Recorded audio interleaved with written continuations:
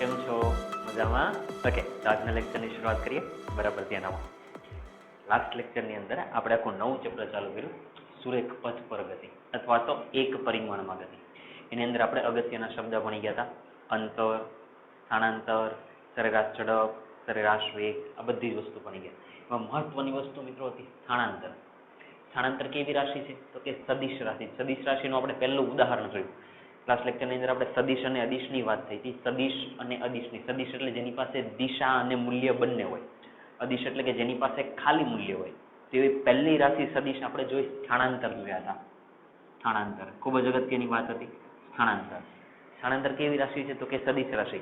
સ્થાનાંતરની દિશા તો કે પ્રારંભિક સ્થાનથી અંતિમ સ્થાનની દિશામાં. આવું આપણે ભણી ગયા હતા એને. અને આની ઉપરથી આપણે તારણ પણ જોયા હતા. આવું કંઈક જોયું તો યાદ કરો. તો સ્થાનાંતર લખવું, અહીંયા અંતર લખવું, તો આ બંને વચ્ચેની શરત શું હોય? તો કે આ વચ્ચેની શરત હોય લેસ ધેન ઇક્વલ ટુ. સ્થાનાંતર હંમેશા અંતર કરતાં નાના જ હોય, અને અથવા તો એવું બની શકે કે સ્થાનાંતર અને અંતર સરખા હોય. અને આ બંનેને અનુરૂપ સ્થાનાંતરને અનુરૂપ શું આવે? તો કે સરેરાશ વેગ. સરેરાશ વેગ અગત્યની વસ્તુ છે મિત્રો. અહીંયા શું હતી? તો કે સરેરાશ ઝડપ. સરેરાશ ઝડપ. અને આ વચ્ચે પણ આ જ નિશાની હતી, કેમ કે સરેરાશ વેગની અંદર સ્થાનાંતર આવે અને સરેરાશ ઝડપની અંદર અંતર આવે. છેદમાં તો બંનેમાં સમય જ હતા. એટલે આમાં પણ આવું જ હોય કે સરેરાશ વેગ હંમેશા બને ત્યાં સુધી સરેરાશ ઝડપ કરતાં નાના જ હોય, અને કાં તો બંને સરખા હોય. ક્લિયર છે? પાક્કું ને? અને આની ઉપરથીનો આપણે એક દાખલો કર્યો સરેરાશ ઝડપ સરેરાશ વેગ ઉપર. મિત્રો આજે આખો નવો શબ્દ સમજવો છે. એ શબ્દ છે મિત્રો, અહીંયા શું લખેલું છે? સરેરાશ વેગ. હવે આપણે સમજવું છે ને એ આખું જ નવું નામ તત્કાલીન વેગ. કયો શબ્દ સમજવો છે? તત્કાલીન. મિત્રો તત્કાલીન ન કે તો એની જગ્યાએ હજી એક શબ્દ છે મિત્રો. જેટલા પણ શબ્દ કહું એ બધા યાદ રાખવાના. તત્કાલીન વેગ કહે અથવા તો એને કહે તાત્ક્ષણિક વેગ. તાત્ક્ષણિક વેગ. આનો મતલબ શું થાય? તત્કાલીન એટલે પર્ટિક્યુલર સમયે. માની લો આ પર્ટિક્યુલર સમય એટલે આવી રીતે માની લો કે આ પદાર્થ ગતિ કરે છે. જોજો અહીંયા કાર છે, અહીંયા કાર છે. સાંભળજો બરાબર. આ રસ્તા ઉપર ગતિ કરે છે. અહીંયા માની લો કે 5 મીટર છે, પછી અહીંયા 10 છે, અહીંયા 15 છે, અહીંયા 20 છે, મીટર છે. અંતર આપેલું છે, બધું અંતર અહીંયા જ લખી દો. તો માની લો કે આ ગતિ કરે છે, તો તમને એવું પૂછે કે 5મી સેકન્ડે એનો વેગ કેટલો હશે? શું બોલો? 5મી સેકન્ડે, પર્ટિક્યુલર સેકન્ડ. 5 સેકન્ડમાં એમ નહીં, 5 સેકન્ડમાં એનો સરેરાશ વેગ કેટલો છે? 5 સેકન્ડમાં નહીં, 5મી સેકન્ડે, પર્ટિક્યુલર 5મી સેકન્ડે કેટલો હશે? તો પર્ટિક્યુલર સમયે વેગ શોધવો હોય તો એને કહેવાય તાત્ક્ષણિક વેગ અથવા તો તત્કાલીન વેગ. અને આગળ આપણે જે ભણી ગયા તે શું ભણી ગયા? સરેરાશ વેગ એટલે સમયગાળો, વચ્ચેનો સમયગાળો, બધા સમયગાળા દરમિયાન એની શું લઈ લેવાની? સરેરાશ. સમજાય છે? તો હવે આજે આપણે આ શબ્દ સમજવું છે તાત્ક્ષણિક વેગ અથવા તો તત્કાલીન વેગ. તો અહીંયાથી શરૂઆત કરીએ. અને જેવો મિત્રો આપણે વેગ ભણશું એટલે આની પછીની રાશિ આપણે ભણશું પ્રવેગ. શું ભણશું? પ્રવેગ. ઓકે, ચાલો શરૂઆત કરીએ. બરાબર ધ્યાન આપો. બરાબર સમજીએ. એકદમ મહત્વનું મિત્રો, ધ્યાન આપજો. શરૂઆત કરીએ. શું સવાલ લખું છું જોજો. તત્કાલીન વેગ અથવા તો બીજું નામ શું કીધું? તો કે તાત્ક્ષણિક વેગ સમજાવો. આનું આપણે સૂત્ર લખશું અને આને આપણે સમજાવશું. કરીએ શરૂઆત. બરાબર ધ્યાન આપો. એકદમ સરળ છે. શરૂઆત કરીએ. આન્સર લખીએ જોજો. પહેલા એ સાવ સીધી ભાષામાં સમજો મિત્રો. અહીંયા શું લખેલું છે? તો કે વેગ. અને તમને સરેરાશ વેગ તો આવડે જ છે. સરેરાશ વેગ એટલે સરેરાશ વેગનું સૂત્ર બોલો. તત્કાલીન વેગની સરેરાશ વેગનું સૂત્ર અને એની વ્યાખ્યા તો કે એકમ સમયમાં પદાર્થે કરેલા સ્થાનાંતરને સરેરાશ વેગ કહે છે. આવું લાસ્ટ લેક્ચરમાં ભણી ગયા. ત્યાંથી જ શરૂઆત કરો, ત્યાંથી જ કરો. કેમ કે સરેરાશ વેગ આવડશે ને મિત્રો, એની પડથી જ તે તમને તત્કાલીન વેગ આવડશે. તો હું ત્યાંથી જ શરૂઆત કરું. જોજો સરેરાશ વેગ શું છે? સરેરાશ વેગની વ્યાખ્યા લખાવો તો એકમ સમયમાં. ચાલો બરાબર છે, લખાવો. એકમ સમયમાં બોલો આગળ. પદાર્થે કરેલા સ્થાનાંતરને નહીં, એકમ સમયમાં પદાર્થે કરેલા સ્થાનાંતરને પદાર્થનો શું કહેવાય છે? તો કે સરેરાશ વેગ કહે છે. આપણે ભણી ગયા છે. ચાલો સૂત્ર લખી દો. તો કે સરેરાશ વેગ બરાબર શું લખાય? તો કે સ્થાનાંતર અને છેદમાં શું આવશે? તો કે સમય. હવે આપણે વાત થઈ ગઈ હતી.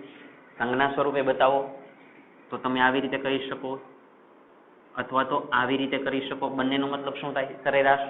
ચાલો સ્થાનાંતર એટલે અંતિમ સ્થાન માઇનસ પ્રારંભિક સ્થાન. એટલે આપણે ડેલ્ટા એક્સ લખ્યા હતા, યાદ કરો. એટલે એનો મતલબ એવો છે કે જ્યાં જ્યાં હું ડેલ્ટા એક્સ લખું એનો મતલબ શું છે? તો કે સ્થાનાંતર જ છે. સમય એટલે એની માટે લીધેલો સમય, તો માની લો કે ડેલ્ટા ટી સમય જેટલો લીધો છે, ડેલ્ટા ટી સમય લીધો છે. મિત્રો આ વાત હતી સરેરાશની. આ જે કઈ સમીકરણ મળ્યું, જે કઈ વી મળ્યા, એ કયા મળ્યા? તો કે સરેરાશ મળ્યા. આપણે કયા સમજવા છે? તો કે તત્કાલીન સમજવા. તો હવે મિત્રો ધ્યાન આપો, આની અંદરથી હવે જે સુધારા વધારા કરું છું એ તો અહીંયા ડેલ્ટા લખેલા છે. ડેલ્ટા એટલે ફેરફાર. હવે જો આ સમીકરણની અંદર તમે લિમિટ લઈ જાઓ, મિત્રો આ શબ્દ તમે પહેલી વખત ભણો છો અને બરાબર સમજો શું કહું છું. સમીકરણની અંદર લિમિટ લઈ જાઓ. લિમિટ લેવી એટલે શું? તો કે હું લખી દઉં છું કે લિમિટ કોની સાપેક્ષે? તો કે સમયની સાપેક્ષે. એટલે લખું ડેલ્ટા ટી ટેન્સ ટુ 0 લેતા. હું એક શરત લખું છું. શરત પહેલા સમજો ખાલી. શું? તો કે એક લિમિટ લઈ લીધી ડેલ્ટા ટી ટેન્સ ટુ 0 એટલે ડેલ્ટા ટી આને કહેવાય મિત્રો ટેન્સ ટુ. આવી રીતે શું લખેલું છે જોજો. આવી રીતે લખેલા છે, લિમિટ લખેલા છે, પછી અહીંયા ડેલ્ટા ટી કરેલા છે અને અહીંયા 0 લખેલા છે. એટલે આનો મતલબ શું? કે સમય એ એકદમ સૂક્ષ્મ 0 જેટલો, એક્ઝેક્ટ 0 નહીં, 0 જેટલો, એટલે એકદમ સૂક્ષ્મ સમય હોય એવી તમે એક લિમિટ લઈ લો છો. શબ્દ સમજો. Limit delta T tense two 0 લેતા ક્યાં લેવાનું? તો કે આ સમીકરણની અંદર. એટલે શું કરવાનું મિત્રો? આ જે પદ છે ને એને અહીંયા મૂકી દેવાનું પહેલા. ડેલ્ટા ટી ટેન્સ ટુ 0 આના સાપેક્ષે આપણે લિમિટ લઈએ છીએ, અને સમયની સાપેક્ષે. અને સમય ટેન્સ ટુ 0 એટલે સૂક્ષ્મ, એકદમ સૂક્ષ્મ 0 જેટલું, એક્ઝેક્ટ 0 નહીં, એકદમ સૂક્ષ્મ. એટલે આપણે અંદાજે એને 0 કહી શકીએ એમ. શું કરવા માટે? તત્કાલીન જ્યારે આપણે શોધો હોય ત્યારે આવું કરવાનું. સરેરાશ હોય ત્યારે તો અહીંયા વાત પતી ગઈ છે, અહીંયા વાત પૂરી થઈ ગઈ. જ્યારે તત્કાલીન કે ત્યારે અહીંયાથી આગળ જવાનું, સરેરાશથી આગળ જવાનું. પણ સમયની શું લઈ લેવાની? તો કે લિમિટ લઈ લેવાની. કેટલી લિમિટ લેવાની? તો કે ડેલ્ટા ટી ટેન્સ ટુ 0, એકદમ સૂક્ષ્મ સમય માટે એમ. અને તો જ મિત્રો આપણને કોઈ પણ પર્ટિક્યુલર સમયે આપણે તત્કાલીન વેગ મળે ને. મેં થોડી વાર પહેલા શું કીધું કે મારે પર્ટિક્યુલર કોઈ એમ સેકન્ડ કહું કે 5મી સેકન્ડે વેગ, તો 5મી સેકન્ડ એટલે મારે પર્ટિક્યુલર સેકન્ડ એટલે સમય એકદમ સૂક્ષ્મ થવો જોઈએ. તો હવે સમજીએ જોજો. સમીકરણની અંદર લિમિટ લઈ લો. લિમિટ લેવી એનો મતલબ શું જોજો, સમજાવું જોજો. તો કે પહેલા આને અહીંયા બેઠા લખી નાખો, સરેરાશ વાળા પદને બેઠા લખી નાખો, એટલે આ સરેરાશ બેઠા. હવે જોજો આ જે કાંઈ પણ પદ કીધું હોય એને આની આગળ લખી નાખો, એટલે કે limit delta T tense two 0 લખી નાખો. જે પદ છે એને બેઠું લખી નાખો, તો કે ડેલ્ટા એક્સ છેદમાં ડેલ્ટા ટી. પહેલા આટલું સમજાવું છું. એટલે તમારી માટે તો એક જ વસ્તુ થઈ કે સરેરાશમાંથી તત્કાલીન જોતું હોય, તો શું લેવાની? તો કે લિમિટ. કોની સાપેક્ષે? તો કે સમયની સાપેક્ષે. જો બસ એને આગળ લખી દેવાના. આવી રીતે થાવ. જેવી સમીકરણની અંદર લિમિટ દાખલ થાય એટલે એ જે સરેરાશ વેગ હોય એ બની જાય તત્કાલીન વેગ. કયો વેગ બની જાય? તત્કાલીન વેગ. અને તત્કાલીન વેગ કહું મિત્રો એટલે એને ખાલી દર્શાવાય વી વડે. અને અહીંયા જે વી છે એ જ કોણ? તો કે તત્કાલીન વેગ.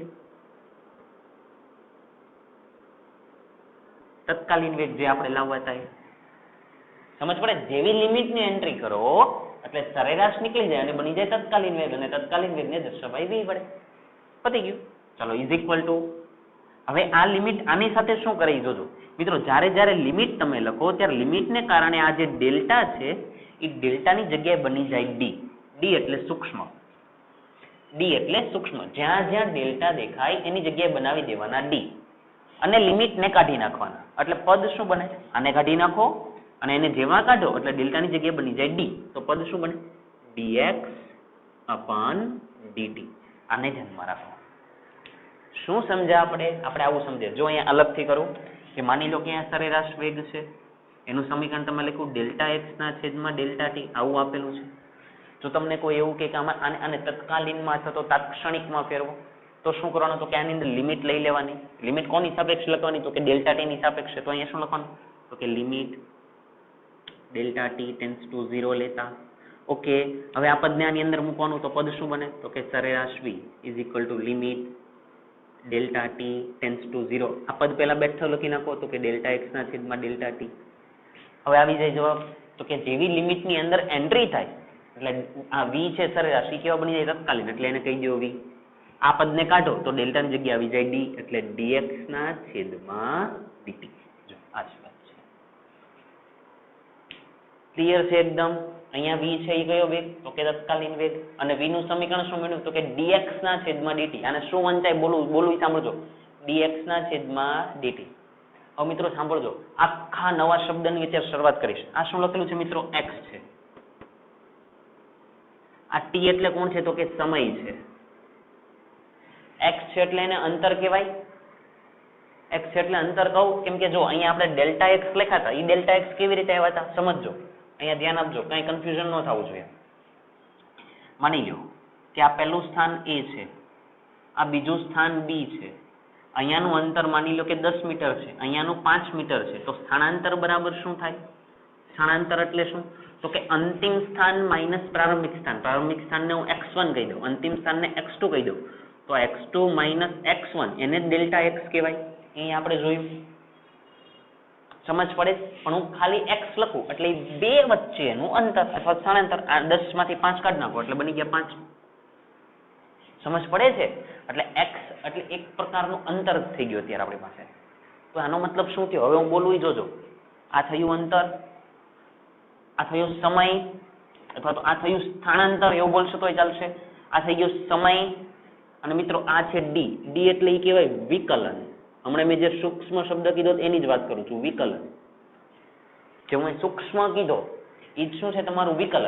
તો આને શું બોલાય જોજો, સ્થાનાંતરનું સમયની સાપેક્ષે વિકલન, એટલે d વાળું પદ. વિકલન શું આપે છે? વેગ આપે છે. ફરીથી વિકલન વાળું પદ કયું? આ d વાળા જે પદ છે, d વાળા જે પદ છે. વિકલન કોની સાપેક્ષે તો કે નીચે કોણ છે તો કે સમય છે. જો સમય છે, આખું પદ ભેગું લેવાનું, આખું પદ ભેગું લેવાનું. એટલે ફરીથી કહું જોજો, આને કેવો સમય કહેવાય તો કે સૂક્ષ્મ સમય કહેવાય. આખું પદ એટલે સૂક્ષ્મ સમય, આ બાજુનું પદ એટલે એને અંતર કહેવાય. તો હવે હું બોલું જોજો, અંતર અથવા તો સ્થાનાંતર, એટલે કે અહીંયા બોલું તો જોજો, સ્થાનાંતરનું એટલે કે x નું સમયની સાપેક્ષે શું લીધું? વિકલન. તો એને શું કહેવાય? તત્કાલીન વેગ. આ સેન્ટેન્સ ધ્યાનમાં રાખજો. એટલે હું આ છે ને વસ્તુને અહીંયા લખું, જોજો અહીંયા લખીએ આપણે શું લખીએ છીએ જોજો. સમીકરણ દર્શાવે છે કે આપણે સ્થાનાંતર કીધા તો સ્થાનાંતર પૂછો કે સ્થાનાંતરનો કોની સાપેક્ષે તો કે સમયની સાપેક્ષે દર્શાવે છે કે સ્થાનાંતરનું સમયની સાપેક્ષે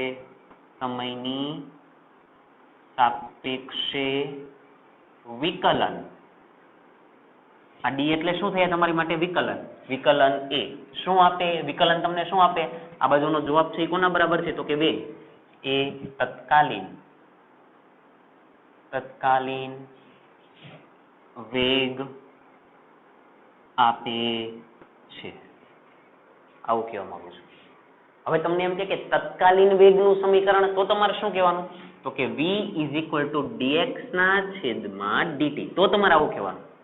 પણ સરેરાશ કે તો કઈ વાંધો નહીં, સરેરાશ કે તો સરેરાશ કરો, અને d ની જગ્યાએ ડેલ્ટા લખવાના, ડેલ્ટા x છેદમાં ડેલ્ટા t. જો અહીંયા રહ્યા, આ છે સરેરાશ, આ છે તત્કાલીન. ખાલી આમાં ડેલ્ટા આવે છે, આમાં શું આવે છે? d આવે છે. હમણાં હું આ તમને સમજાવવાનો જ છું કે આ d નો મતલબ શું છે હજી આગળ જતા, પણ અત્યારે ખાલી આવું સમજો કે ડેલ્ટા નીકળ્યા, d આવ્યા, d એટલે વિકલન છે. હવે આને વંચાય કેવી રીતે તો કે સ્થાનાંતરનું સમયની સાપેક્ષે વિકલન. સ્થાનાંતરનું સમયની સાપેક્ષે વિકલન શું આપે તો કે તત્કાલીન વેગ. અહીંયા તમે લખો. આટલું ક્લિયર છે? હવે આગળ વાત કરું એ જુઓ મિત્રો. આ જે પદ છે એને તમે આવી રીતે પણ લખી શકો. પહેલા હું છે ને અહીંયા બેઠું કોપી કરી દઉં. જોજો, તત્કાલીન વેગ v is equal to dx ના છેદમાં dt. તમે આવું લખો. આ જ વસ્તુને બીજી રીતે આવી રીતે લખી શકાય. જોજો, આ x છે તો લખી દો x, હવે સાંભળજો, તમે એવું કીધું કે સમયની સાપેક્ષે વિકલન, તો મિત્રો આને કહેવાય પ્રથમ વિકલન. હવે તમને એમ થાય કે આ પ્રથમ પાછું શું આવ્યું, તો કે સાંભળજો, આ પદને છે ને હું અહીંયા થોડુંક અલગ કરીને લખું. આ પદને અહીંયા અલગ કરીને લખું તો જોજો, dx અપન dt, જોજો આવું લખો. હવે સાંભળો જે કરવું એ જોજો, આને આવું પણ લખી શકાય, d/dt into x. ખાલી મેં x ને અલગ કરી દીધા એટલે આવું. તો મિત્રો અહીંયા જો d/dt કેટલી વખત છે, આખું પદ કેટલી વખત છે, એક વખત છે. જુઓ, d/dt આખું જે પદ છે એ કેટલી વખત છે, તો કે એક વખત છે. તો આ x એમ નામ અને d/dt એક વખત છે, તો એની ઉપર કરવાનો એક ડોટ. તો આનો મતલબ શું થયો કે તમે x ડોટ લખો, કોઈ જગ્યાએ તમે આવું લખો x ડોટ, તો એનો મતલબ શું કે અંદર x છે, અને ડોટ નો મતલબ કે એક વખત વિકલન કર્યું છે. એક વખત વિકલન એટલે d/dt. આ મગજની અંદર તમારે ફિક્સ થઈ જવું પડે. જો બધાનો મતલબ એક જ છે.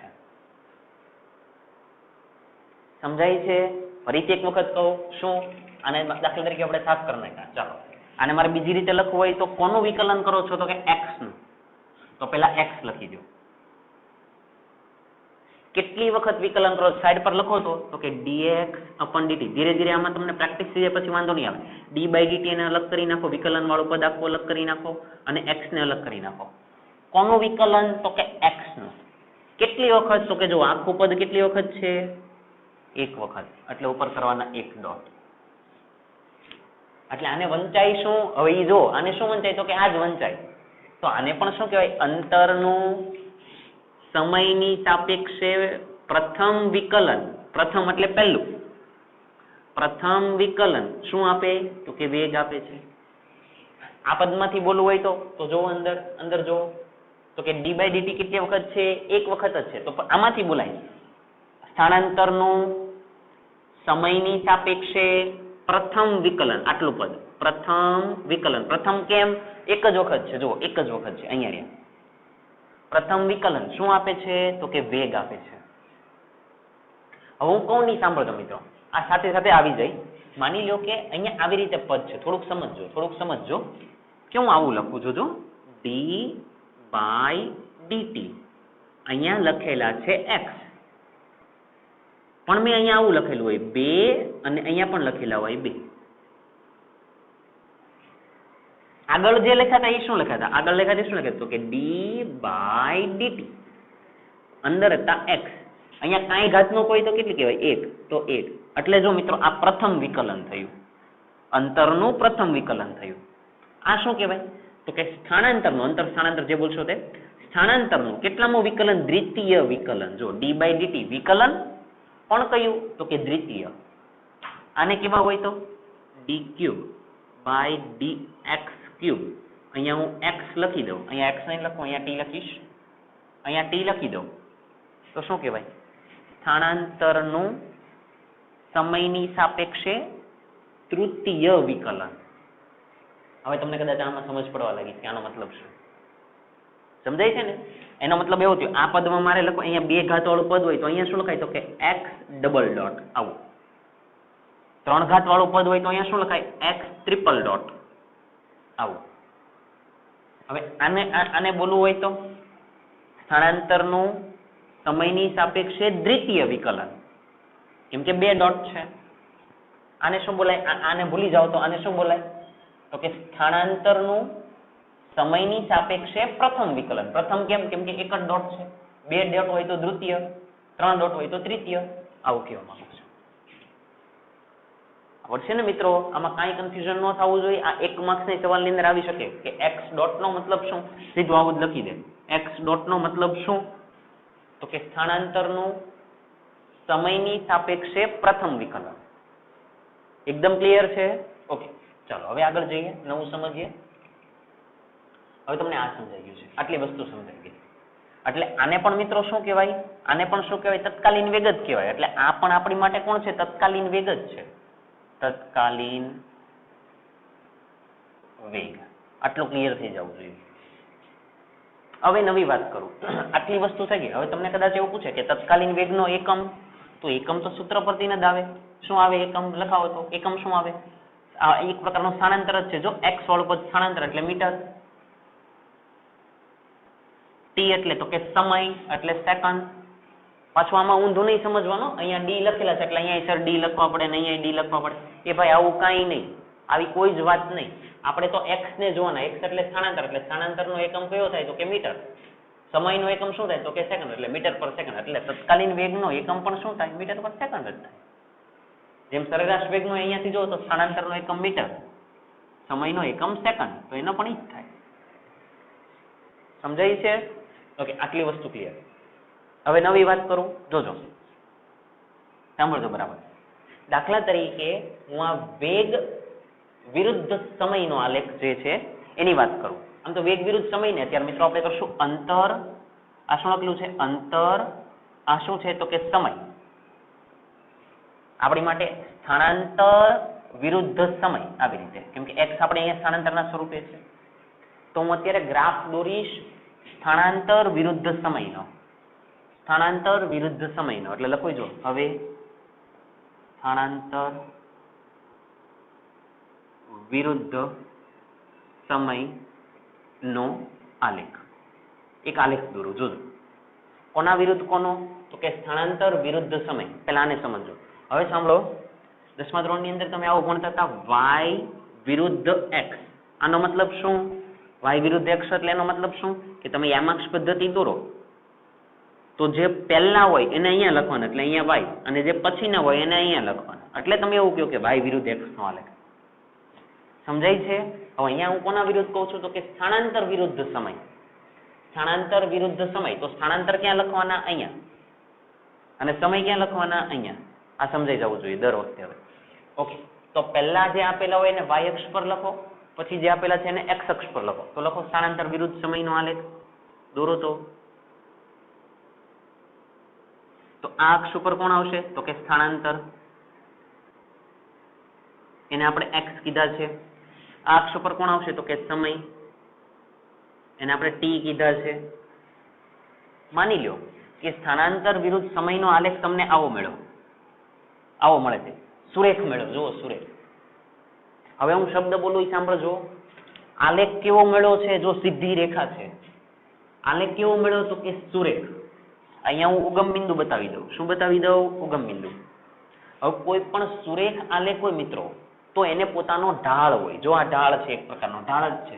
ઢાળ છે કેમ ખબર પડે? અહીંયા તમે બોલ મૂકો તો એ ગરડી નીચે આવી જાય, એવું સમજી શકાય ને? એનો મતલબ આ ઢાળ છે.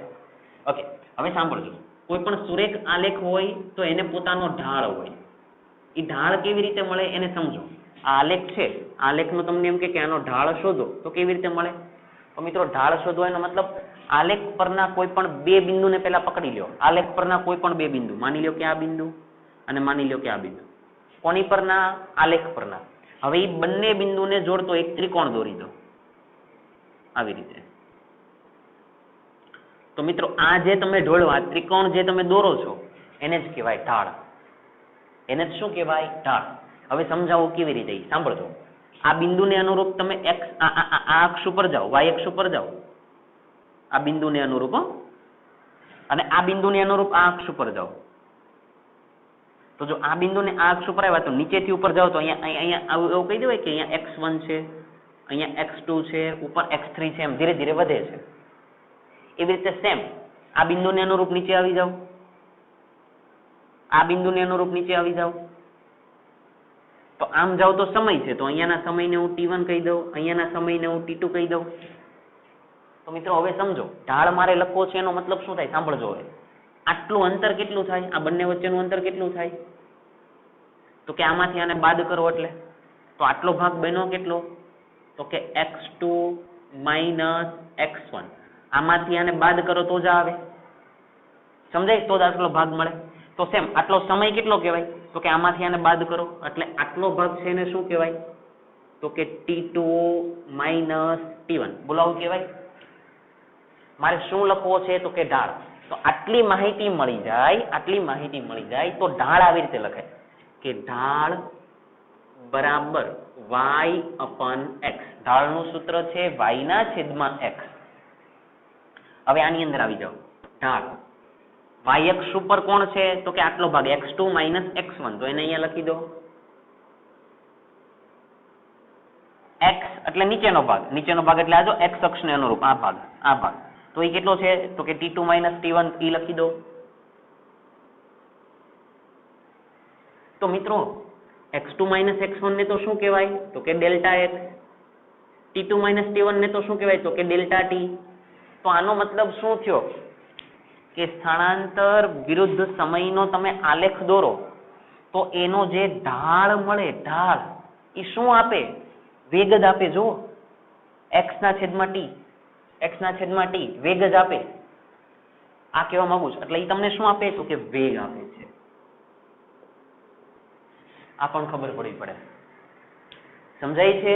ફરીથી અંતર વિરુદ્ધ સમયનો આલેખ દોરો, મીન્સ કે સ્થાનાંતર વિરુદ્ધ સમયનો આલેખ દોરો. ફરીથી સ્થાનાંતર વિરુદ્ધ સમયનો આલેખ દોરો તો એનો ઢાળ તમને શું આપે તો કે વેગ આપે. ગોખવાનું નથી, અહીંયા ચોખ્ખું આપણને દેખાય છે. જો ઢાળ એટલે y/x, પહેલા આટલું ધ્યાનમાં રાખજો. ઢાળ એટલે y/x. મિત્રો ઢાળને એક બીજી રીતે દર્શાવી શકાય. માની લો કે અહીંયા તમે થીટા કહી દો. સાંભળજો, અહીંયા તમે થીટા કહી દો તો ઢાળ આવી રીતે પણ લખી શકાય કે ઢાળ = tan થીટા. જોજો ઢાળને શું કહેવાય તો કે tan થીટા. હવે સાંભળો, tan થીટા એટલે સામેની બાજુ છેદમાં પાછળની બાજુ. થીટાની સામેની બાજુ એટલે આ. જોજો tan થીટાનું સૂત્ર આવી રીતે ખૂણો આપેલા હોય, તમે 10મા ધોરણની અંદર આવું કરતા થીટા, તો tan થીટાનું સૂત્ર લખવું હોય તો કે સામેની બાજુ છેદમાં પાછળની બાજુ. તો આ થીટાની સામેની બાજુ કઈ થઈ તો કે આ એટલે x2 - x1. અહીંયા પહેલા લખી દઉં, સામેની બાજુ છેદમાં પાછળની બાજુ. ચાલો, સામેની બાજુ કઈ થઈ તો કે x2 - x1 અને પાછળની બાજુ કઈ થઈ તો કે નીચેની, એની પાછળની બાજુ એટલે આ થાય. આ તો કર્ણ કહેવાય. આ પાછળની બાજુ એટલે આ તો કે t2 - t1. જો તમને એ જ જવાબ મળ્યો, x2 - x1 t2 - t1. અહીંયા રહ્યો. એટલે ઢાળને તમે શું કહી શકો તો કે tan થીટા પણ કહી શકો. આને પણ ધ્યાનમાં રાખો. ચાલો, કેમ કે આ નેક્સ્ટ લેક્ચરની અંદર મારે આનું કામ જરૂર પડવાની જ છે. ક્લિયર છે? આ બધી વસ્તુ તમને ક્લિયર હોવી જોઈએ. આમ જોવા જાવ તો બધું તમે પહેલી વખત ભણો છો એટલે આને યાદ રાખજો અને આને સમજવાનો પણ પ્રયત્ન કરજો. પહેલી વસ્તુ, સુરેખ આલેખ હોય તો એની પાસે શું હોય તો કે ઢાળ. એટલે ઢાળ કઈ રીતે દોરાય તો કે એના કોઈ પણ બે બિંદુને જોડી દો, બતાવી દો અને પછી એને જોડતો ત્રિકોણ દોરી દો. હવે ઢાળનું સૂત્ર શું થાય તો કે y/x અથવા તો tan થીટા. તો ઢાળ એટલે y/x એટલે y અક્ષનું માપ છેદમાં x અક્ષનું માપ. તો આ કરીને ખા પછી y અક્ષ વાળું માપ જો એટલે આને સમાંતર આ કહેવાય. એટલે આ y અક્ષને અનુરૂપ કહેવાય. આ જો y અક્ષને અનુરૂપ કહેવાય. તો x2 - x1 છેદમાં x એટલે x અક્ષને અનુરૂપ કયું માપ છે તો કે આ છે. તો એને અહીંયા લખી દો. હવે x2 - x1 ને ડેલ્ટા x, t2 - t1 એટલે ડેલ્ટા t. એટલે એ તો વેગ થયો. અથવા તો સરેરાશ વેગ લખના કોઈ કન્ફ્યુઝન હોય તો ડેલ્ટા x/ડેલ્ટા. આને શું કહેવાય? સરેરાશ વેગ. તો તમને આ ખબર પડી ગઈ કે સ્થાનાંતર વિરુદ્ધ સમયનો આલેખ દોરો, એનો તમે ઢાળ આપો તો ઢાળ કોની કિંમત આપે તો કે સરેરાશ વેગની. આ તમને એકદમ ક્લિયર હોવું જોઈએ. આવડશે? પાક્કું ને? ઓકે, આ સમજાવવા માંગુ છું. અને મિત્રો સરેરાશ કિંમત મળે તો એના પરથી તત્કાલીન મળે જ તે dx/dt પણ મળી જ જાય. તો તત્કાલીન વેગ પણ મળી જાય એવું કહી શકાય. ઢાળ ઉપરથી શું મળે તો કે તત્કાલીન વેગ. કેમ કે સરેરાશ વેગ મળે તો તત્કાલીન મળે. અહીંયા રહ્યું જો ને ડેલ્ટા x/ડેલ્ટા t હતું તો એની પરથી શું આવી ગયું dx/dt, અને dx/dt ને તો તત્કાલીન કહેવાય. તો એવું પણ કહી શકાય કે તત્કાલીન વેગ મળે. આવું પણ ચાલે. સમજાય છે? હું તમને એટલી ખબર પડી પડે કે સ્થાનાંતર વિરુદ્ધ સમયનો આલેખ એટલે એ વેગ આપે આપણને, વેગ આપે બસ. ચાહે સરેરાશ વેગ કયો, તત્કાલીન વેગ કયો અથવા તો વેગ કયો. સમજાશે? પાક્કું ને? આ સમજાવવા માંગુ છું. એકદમ ક્લિયર છે? આને ધ્યાનમાં રાખજો. ક્લિયર? ચલો, બોર્ડ ઉપરથી કોપી કરી નાખો. આ વસ્તુ એક મને કહી દો તો ફરીથી એક વખત. આને શું વંચાય? સ્થાનાંતરનું કોની સાપેક્ષે તો કે સમયની સાપેક્ષે કેટલી વખત ડોટ છે? એક વખત. તો સ્થાનાંતરનું સમયની સાપેક્ષે પ્રથમ વિકલન શું આપે? તત્કાલીન વેગ અથવા તો વેગ. સ્થાનાંતરનું સમયની સાપેક્ષે, અહીંયાથી જો સ્થાનાંતરનું સમયની સાપેક્ષે કેટલી વખત છે? એક વખત. તો પ્રથમ વિકલન શું આપે તો કે વેગ અથવા તો તત્કાલીન વેગ. આટલું ક્લિયર છે ને? આ એકદમ તમને સમજાવવું જોઈએ. ચાલો, સાફ કરી નાખું છું. હવે સમજીએ મિત્રો, આ આપણે ભણી ગયા તત્કાલીન વેગ. શું ભણ્યા? તત્કાલીન વેગ. હવે આપણે ભણવું છે મિત્રો પ્રવેગ વિશે. કોના વિશે ભણવું છે? પ્રવેગ. ચાલો સમજીએ પ્રવેગ શું છે. એકદમ ધ્યાન આપજો, અગત્યની રાશિ.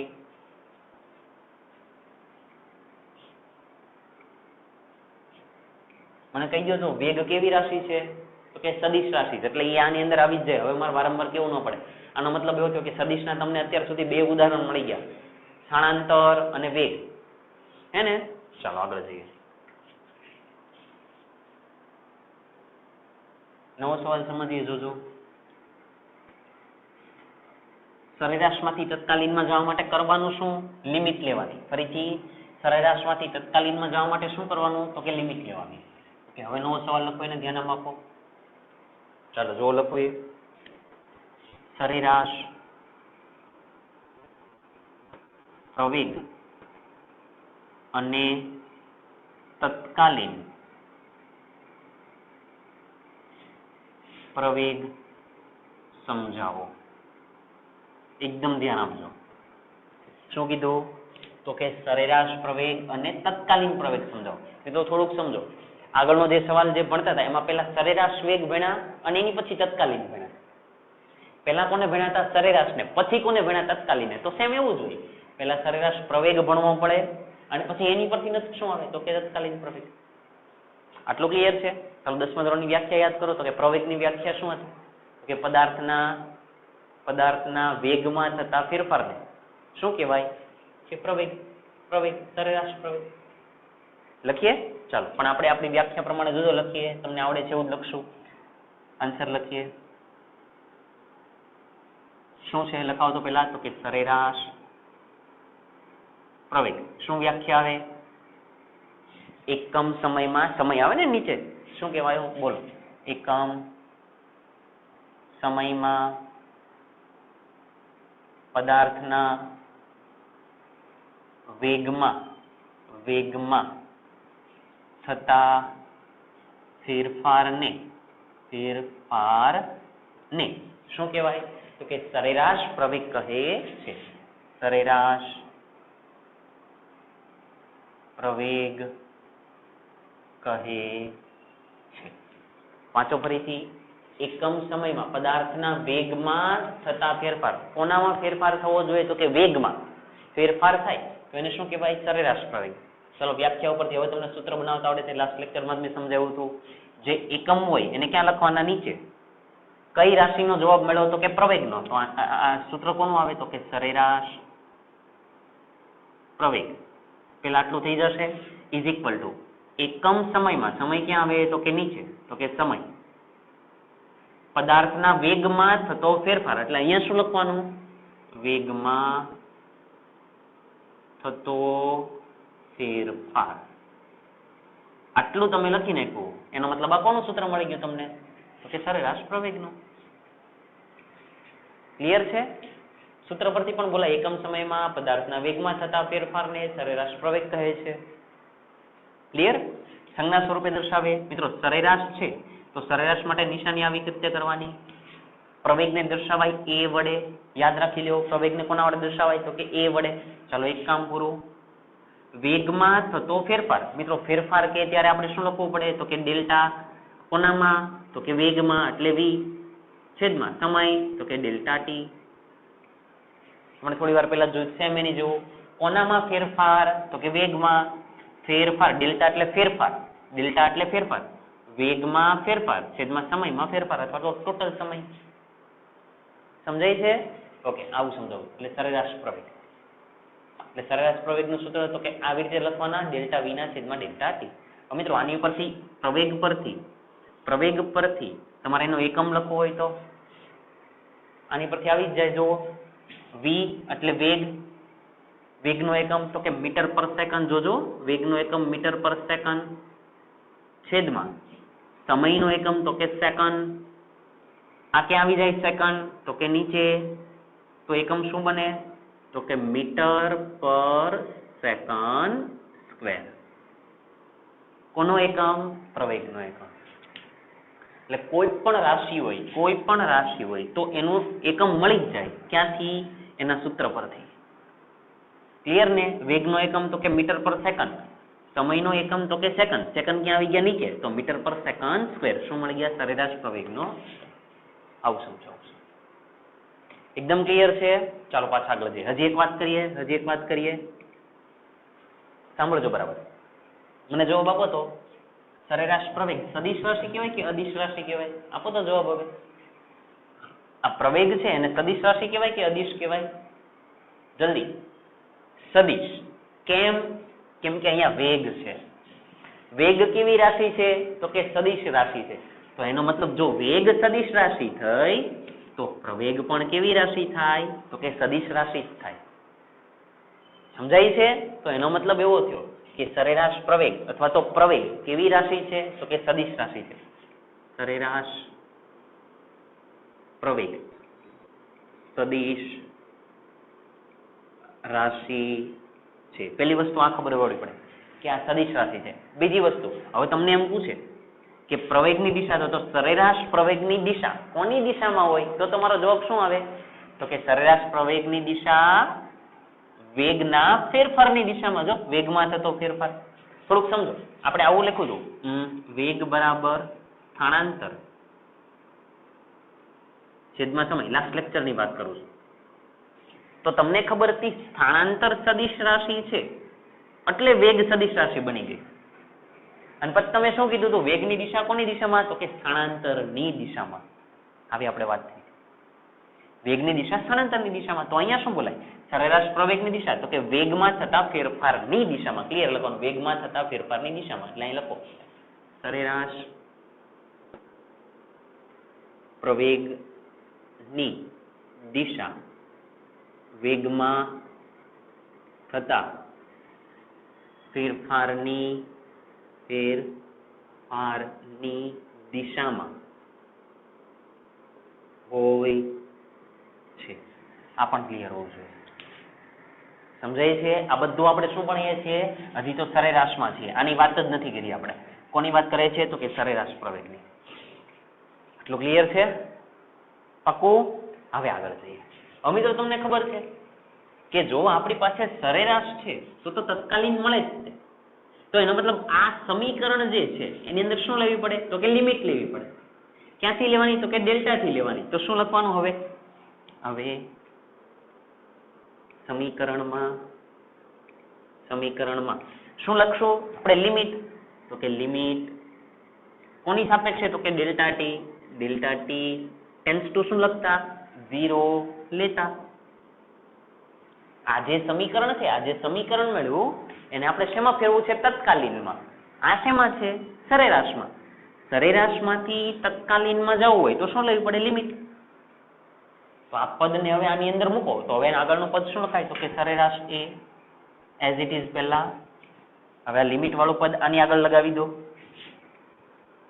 Limit delta T tends to 0 અને બાકીનું પદ અહીંયા છેદ બેઠું તો કે delta V upon delta T. ચાલો હવે ખબર પડે છે ને? ચાલો હવે ખબર પડી ગઈ તમને. જો હું લિમિટને કાઢી નાખું તો સરેરાશ છે પ્રવેગ એ ખાલી પ્રવેગ બની જાય. અને ખાલી પ્રવેગને જ શું કહેવાય? તો કે તત્કાલીન પ્રવેગ. આ જ કહેવા માંગો. જો આગળની થિયરી જેમ ભણ્યા હતા એમ બેઠું છે. સરેરાશની જગ્યાએ તત્કાલીન. હવે ઇઝ ઇક્વલ ટુ આવી જાવ. લિમિટને કાઢી નાખો તો ડેલ્ટા નીકળી જાય તો એની જગ્યાએ આવી જાય ડીવી અપોન ડીટી. આ ખબર હોવી પડે. એટલે તત્કાલીન વેગ એ બરાબર ડીવી ના છેદમાં ડીટી. હવે આને વાંચો તો મિત્રો. આને શું વંચાય? આને વંચાય શું? તો કે વેગનું સમયની સાપેક્ષે પ્રથમ વિકલન. કેમ પ્રથમ છે? જો ક્લિયર દેખાય. D by D T. અહીંયા વી છે, કાંઈ નથી તો એક વખત કહેવાય. વેગનું સમયની સાપેક્ષે પ્રથમ વિકલન શું આપે? તો કે તત્કાલીન પ્રવેગ. ફરીથી બોલો. વેગનું સમયની સાપેક્ષે પ્રથમ વિકલન આખું પદ વિકલન શું આપે? તો કે તત્કાલીન પ્રવેગ. મિત્રો આખી જ નિશાની છે ને, આખી જ નિશાની, એ આખી નિશાની એને કહેવાય વિકલન. હમણાં મેં આગળ પણ કીધું હતું ત્યારે મેં ખાલી ડી ની ઉપર જ કીધું પણ એ તો તમે સમજી શકો એટલે આ આખું જે પદ છે મિત્રો આ જ વિકલન છે. એટલે આપણે શું બોલીએ? વેગનું સમયની સાપેક્ષે પ્રથમ વિકલન, આખું પદ વિકલન શું આપે તો કે તત્કાલીન પ્રવેગ. ક્લિયર છે? ઓકે ચાલો હવે એટલે આ વસ્તુ થઈ ગઈ. હવે આને બીજી રીતે લખવું હોય તો આવું ન લખાય. થોડુંક સમજીએ જોજો. અને આવું લખાય v ડોટ, જેમ અવલામ શું લખ્યું હતું dx ના છેદમાં dt, તો આને શું લખ્યું હતું x ડોટ. તો આને શું લખાય, અહીંયા v નું વિકલન છે તો અહીંયા લખાય v ડોટ. આવું કેવું માંગુ છું. તો આને પણ ઈજી વંચાય, વેગનું સમયની સાપેક્ષે પ્રથમ વિકલન તત્કાલીન પ્રવેગ આપે છે. આ ખબર પડવી જોઈએ. સમજાશે? ચાલો હજી થોડાક આગળ જઈએ. હવે એકદમ સરસ મજાનો ભાગ સમજીએ. જોજો આ બેઠા અહીંયા લખી દઉં, અહીંયા dv by dt લખી દઉં. હવે ધ્યાનથી સમજજો, એકદમ સરસ મજાનું તમને સમજાય એવું આવશે. d by dt ને પહેલા લખી નાખો. આ લખી નાખા. v મારી પાસે અલગથી છે તો એને લખી નાખો. લખી નાખા. આગળ જાઓ તો કે d by dt. હવે મેન વાત આવી મિત્રો, v ની જગ્યાએ શું લખાય? આગળ ભણી ગયા હમણે. v ની જગ્યાએ શું લખાય તો કે dx ના છેદમાં dt. v ની જગ્યાએ શું લખાય તો કે dx ના છેદમાં dt. તો v ની જગ્યાએ લખી દો dx upon dt.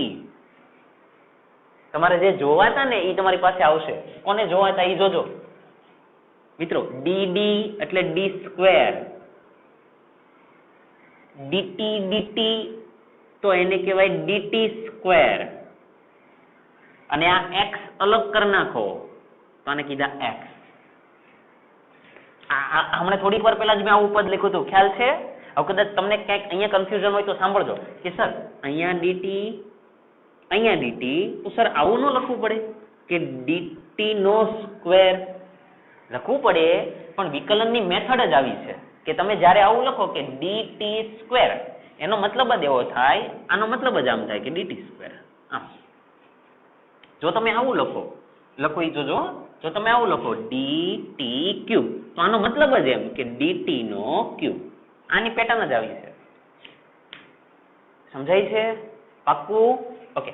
તો અહીંયા શું બન્યું ફરીથી? dd d square, dt dt dt square, અને અહીંયા આવી ગયા x.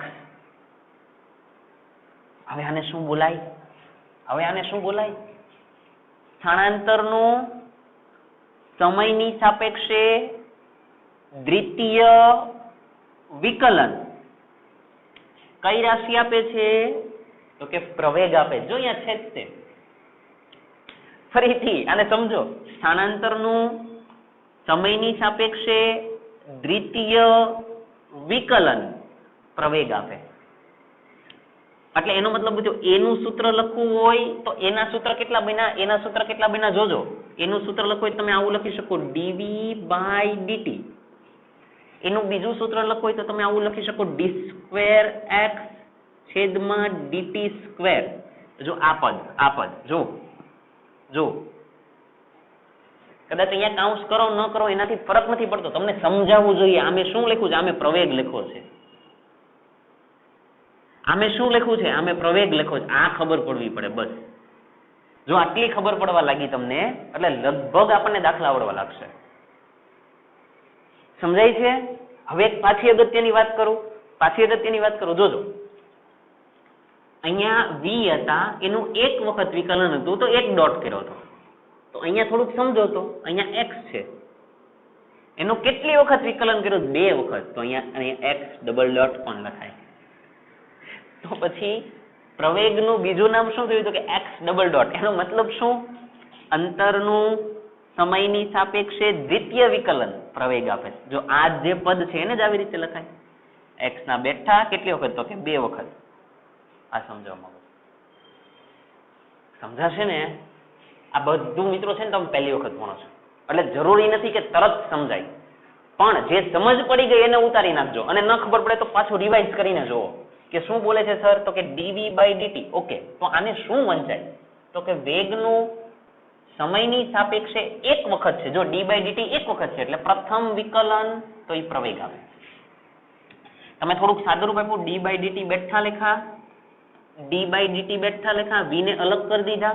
v ની કિંમત મને થોડી વાર પહેલા મળી ગઈ હતી કે v બરાબર dx બાય ડીટી. ઓકે, તો સર એ કિંમત મૂકી દો. હા મૂકી દો, dx બાય ડીટી. તો dd મને દેખાય છે d સ્ક્વેર, dt દેખાય છે dt સ્ક્વેર. x ને કરી દીધા અલગ, તો નવું પદ મળી ગયું. x લખી નાખો બેઠા, અને બે વખત છે તો અહીંયા બે ડોટ મૂકી દો.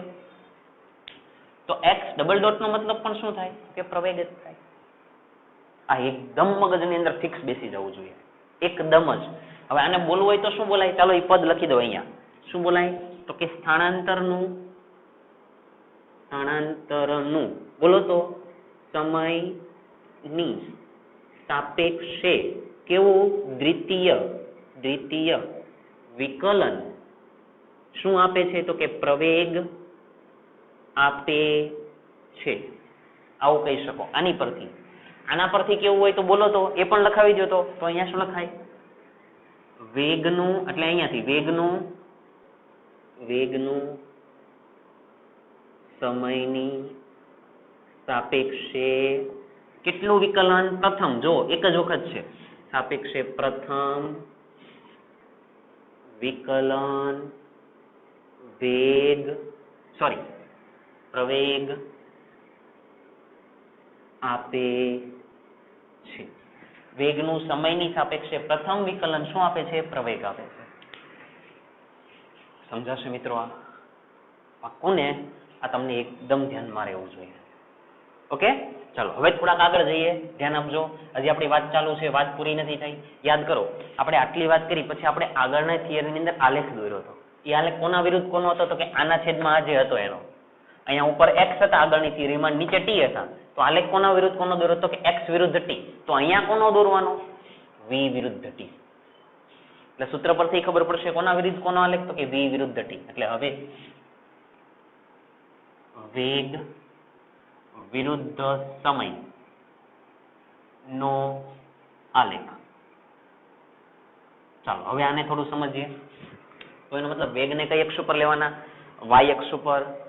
સમયને કઈ અક્ષ ઉપર લેવાના? તો કે x અક્ષ પર. ચલો લઈ લો.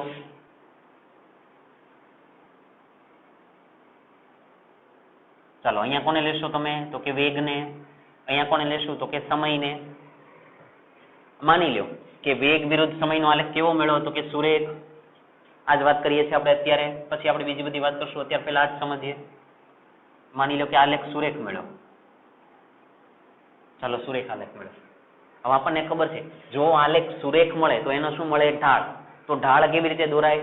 તો કે આલેખ પરના કોઈ પણ બે બિંદુ લઈ લો. માની લો કે આ બિંદુ લઈ લો અને એક આ બિંદુ લઈ લો. એને અનુરૂપ ત્રિકોણ દોરી નાખો. તો દોરી નાખા. જુઓ. ઓકે, હવે મારે શું કરવાનું? તો કે આના અનુરૂપ આ બાજુ આવી જાઓ. તો નીચેથી ઉપર જાઓ તો અહીંયા v1 નામ આપી દો. તો આને અનુરૂપ આ બાજુ આવી જાઓ તો અહીંયા શું નામ આપી દઉં? તો કે v2.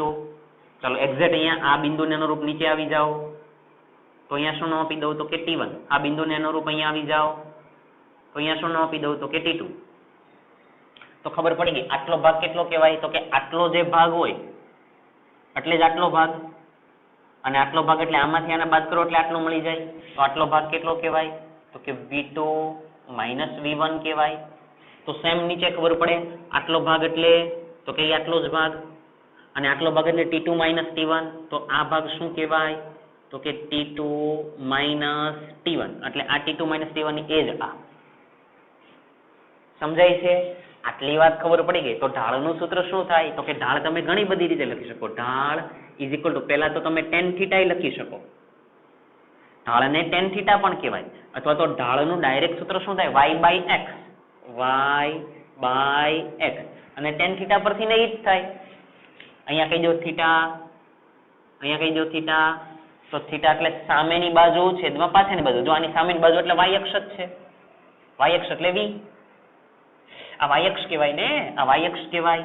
પણ y અક્ષ ઉપર કોણ છે? તો કે વેગ છે એમ. તો આમાં ઈ જ થાય. tan θ બરાબર y બાય x.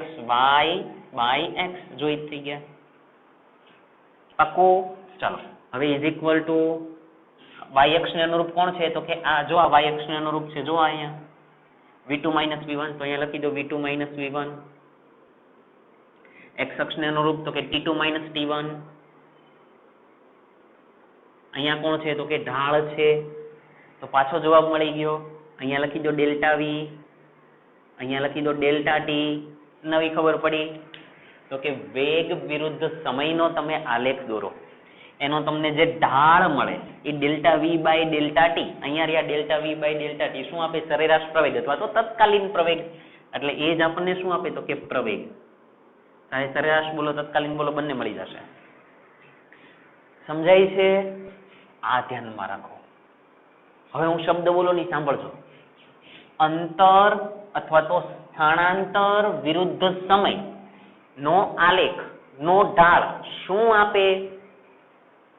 સ્થાનાંતર વિરુદ્ધ સમય ના આલેખ નો ઢાળ શું આપે તો કે વેગ આપે. આગળની થિયરીની વાત કરી, આની વાત કરું. વેગ વિરુદ્ધ સમય એનો આલેખ એનો ઢાળ શું આપે? પ્રવેગ આપે. સમજાય છે? પાક્કું? મિત્રો એક વસ્તુ સાંભળી લેજો, આગળના આલેખની અંદર જ્યાં હું સ્થાનાંતર બોલું છું ત્યાં અંતર બોલે તોય વાંધો આવે નહીં, કેમ કે અંતરના છેદમાં સમય તો એને ઝડપ જ કહેવાય. ઝડપ અને વેગ વચ્ચે ફરક ખાલી કેટલો છે? દિશાનો જ છે. સમજાય છે ને? એટલે આ પણ ધ્યાનમાં રાખજો. એટલે આવું બોલે, સાંભળજો કે અંતર વિરુદ્ધ સમયનો આલેખનો ઢાળ શું આપે તો કે ઝડપ અથવા તો વેગ.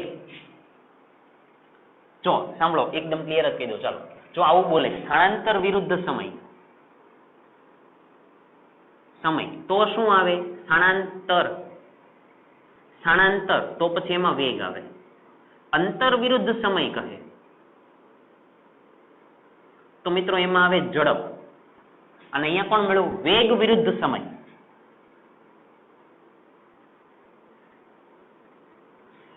વેગ વિરુદ્ધ સમય તો એમાં કોણ આવે? પ્રવેગ. પ્રવેગ. સ્થાનાંતર વિરુદ્ધ સમયનો આલેખ દોરો તો એનો ઢાળ, એનો ઢાળ. અંતર વિરુદ્ધ સમય ગયો તો એનો ઢાળ ઝડપ આપે. વેગ વિરુદ્ધ સમય ગયો તો એનો ઢાળ પ્રવેગ આપે. આ એકદમ મગજમાં ક્લિયર થઈ જવું જોઈએ. ખબર પડે છે? એટલે આને વચ્ચે નહીં લખતા, અને છેલ્લે આખો સવાલ પતી જાય ને પછી તમે લખી દેજો અહીંયા સાઈડ પર નીચે નોંધ કરીને લખી નાખવાનો. નોંધ કરીને લખી નાખજો કે ભાઈ સ્થાનાંતર વિરુદ્ધ સમયનો આલેખ હોય તો એનો ઢાળ શું થાય તો કે વેગ. અંતર વિરુદ્ધ સમયનો આલેખ તો એનો ઢાળ શું થાય તો કે ઝડપ. વેગ વિરુદ્ધ સમયનો આલેખ હોય તો એનો ઢાળ શું થાય? પ્રવેગ. ગોખતા નહીં, પણ યાદ કમ્પલસરી રાખી લેજો. ક્લિયર છે? ચલો આને સાફ કરીએ. ઓકે, હવે વાત કરવી જુઓ.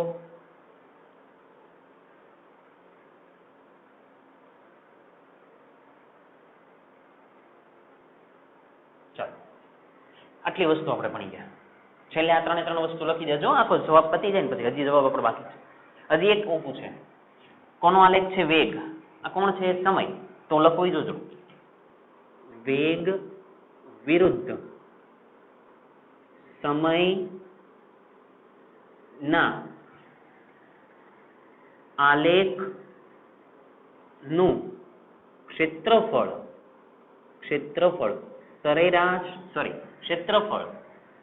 સ્થાનાંતર આપે છે.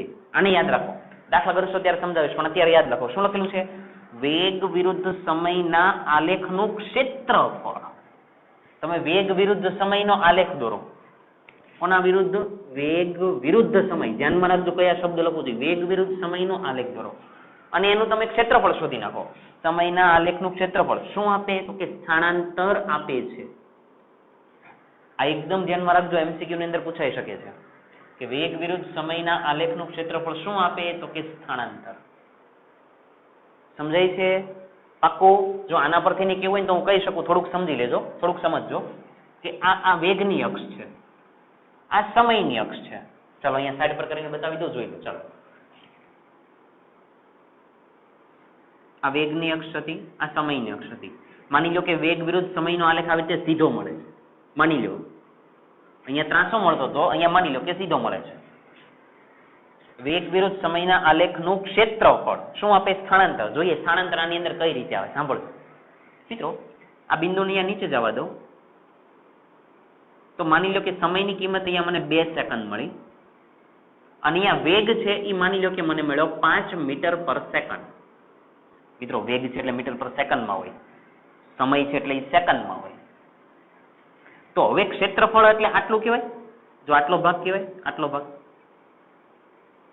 અને આ તો ચોરસ જેવું છે, તો ચોરસનું ક્ષેત્રફળ એટલે લંબાઈ ગુણ્યા પહોળાઈ, અથવા તો લંબચોરસ કહી દો તોય ચાલે, જે કાંઈ કહો કોઈ ફરક નથી પડતો, ચાલો લંબચોરસ જેવું જ લાગે છે. ઓકે, તો લંબાઈ ગુણ્યા પહોળાઈ, જો આ લંબાઈ અને પહોળાઈ, લંબાઈ અને પહોળાઈ, તો એને શું કહેવાય? તો કે ક્ષેત્રફળ એટલે આટલો ભાગ. ચાલો લંબાઈ કેટલી? તો કે 5 મીટર પર સેકન્ડ. પહોળાઈ કેટલી મળી? તો કે 2 સેકન્ડ. મિત્રો સેકન્ડ સેકન્ડ કેન્સલ થયા, 5 2 10 આવ્યા, અને 10 આવ્યા મીટર. 10 મીટર, જોજો 10 મીટર, સમજો મીટર. અહીંયા શું હતો? વેગ. તો વેગની અંદર કોણ આવે? સ્થાનાંતર. જો આ તમને સ્થાનાંતર મળ્યું 10 મીટરનું. અંતર નહીં બોલતા, તો પછી અહીંયા ઝડપ હોય તો એવું બોલાય, પણ આપણે ઝડપની કોઈ વાત જ નથી કરી, એટલે એ વાત વચ્ચે લાવવાની જ નથી. અહીંયા વેગની જ વાત થાય છે. તો વેગ વિરુદ્ધ સમયનો આલેખ દોરો. તમે વેગની કિંમત તમને 5 મળી, સમયની કિંમત 2 મળી, ક્ષેત્રફળ એટલે આ ગુણ્યા આ, એટલે આ ગુણ્યા આ, તો 5 2 10, એકમ આવ્યો મીટર. મીટર ક્યારે આવ્યો? કેમ કે વેગ લીધા, અને વેગની અંદર જ સ્થાનાંતર આવે. સમજાય છે? એટલે અહીંયા લખેલું છે, જુઓ, વેગ વિરુદ્ધ સમયના આલેખનું ક્ષેત્રફળ, વેગ વિરુદ્ધ સમય એના આલેખનું ક્ષેત્રફળ શું આપે? તો કે સ્થાનાંતર આપે. હવે એકદમ ક્લિયર છે, આવડશે? ફાઇનલી આ બધી વાત કરી હતી. આ ઉદાહરણ તમારા અંદર બતાવવાની જરૂર નથી, પણ તમને સમજેલું હોવું જોઈએ, કેમ કે દાખલા આની પરથી આવશે. મિત્રો મારી વાત સાંભળી લેજો, દાખલા આવશે આની પરથી, આલેખ દોરેલો હશે ને તમને એવું કહેશે કે સ્થાનાંતર શોધો, પણ આલેખ કોનો હોવો જોઈએ? વેગ વિરુદ્ધ સમયનો. અહીંયા તમારી ફાઇનલી આ થિયરી પૂરી થઈ. સરેરાશ પ્રવેગ અને તત્કાલીન પ્રવેગ આવડશે? પાક્કું? ચલો બોર્ડ પરથી કોપી કરો, આપણે આગળ જઈએ. ચલો આગળ જઈએ. મિત્રો હવે સાંભળો, હવે આપણે આમ જોવા જઈએ તો દાખલા ગણવાના છે, પણ એ દાખલો ગણતા પહેલા તમારે થોડુંક સંકલન અને વિકલન શબ્દ જે છે એના સમીકરણ જોવા પડશે. અત્યારે આપણે વિકલન જે શબ્દ વારંવાર લખો, એ વિકલનના કંઈક સમીકરણ છે, એના સૂત્ર છે, પહેલા એને સમજી લઈએ. કેમ કે વિકલનના સૂત્ર આવડશે ને પછી જ દાખલો થશે. તો પહેલા હું અલગથી વિકલન છે એને અનુરૂપ સંકલન છે. મિત્રો સાંભળજો, આ શું એવું છે સંકલન વિકલન નવું સર? તમે એકદમ નાના બાળ મંદિરની અંદર ત્યારે સૌથી પહેલા તમને કઈ 2 વસ્તુ શીખવે સૌથી પહેલા? તો કે સરવાળા શીખવે અને પછી બાદબાકી શીખવે. એની પછી તમે થોડા મોટા થાવ, એટલે કે માની લો કે બીજા ધોરણમાં કેવી રીતે આવો, તો તમને શું શીખવે? તો કે ગુણાકાર શીખવે અને ભાગાકાર શીખવે. હવે થોડુંક વિચારો તો 10મા ધોરણ સુધી તમે બાળ મંદિરથી ચાલુ કર્યું, બાળ મંદિરથી તમે ચાલુ કર્યું, નર્સરીથી ચાલુ કર્યું, અને 10મા ધોરણ સુધી આવ્યા, ત્યાં સુધીમાં તમે 4 વસ્તુ ત્યાં જોવો તો સમજેલા છો. શું? તો કે સરવાળા બાદબાકી અને ગુણાકાર ભાગાકાર. તમે આટલું જ સમજેલા છો. તો હવે તમે 11મા ધોરણમાં હો તો તમને નવી 2 વસ્તુ શીખવાડે છે. એક સમજાવે છે વિકલન અને એક શીખવે છે સંકલન. જેમ આ કેમ સરવાળા સાથે બાદબાકી હોય, ગુણાકાર સાથે ભાગાકાર હોય, એક્ઝેક્ટ એવી જ રીતે વિકલન સાથે સંકલન હોય. હવે જેમ તમે સરવાળાને કેમ પ્લસ વડે દર્શાવો, બાદબાકીને માઇનસ વડે દર્શાવો, એવી રીતે વિકલનને મિત્રો આવી રીતે દર્શાવાય. તો કે d/dt, જો હમણાં જ મેં કીધું હતું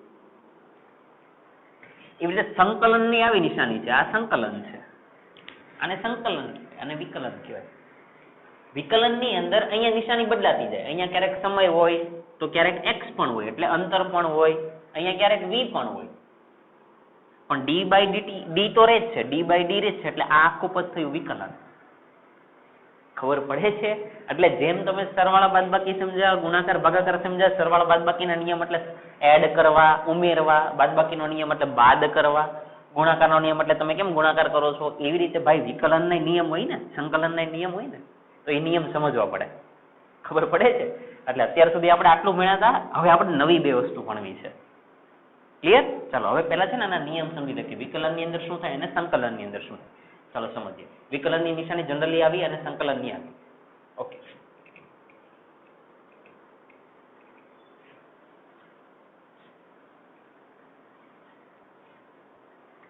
ચાલો હવે થોડાક નિયમ સમજી લઈએ અને પછી દાખલો ગણીએ.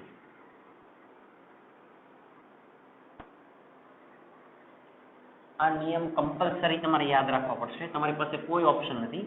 મેથ્સ વાળા છોકરાઓ એક વખત સંકલન અને વિકલનના આખા ચેપ્ટર ભણી જશે જે લોકોને મેથ્સ છે, પણ બાયોલોજી વાળા છોકરાઓ ભણવાના નથી. એટલે એટલું યાદ રાખજો, બંને માટે કમ્પલસરી છે, ફિઝિક્સની અંદર પણ અને જે લોકો મેથ્સની અંદર છે એ લોકો માટે પણ. ચાલો થોડાક નિયમ સમજી લઈએ. આ બાજુ આપણે બધા વિકલનના નિયમ સમજી લઈએ. પહેલા વિકલન.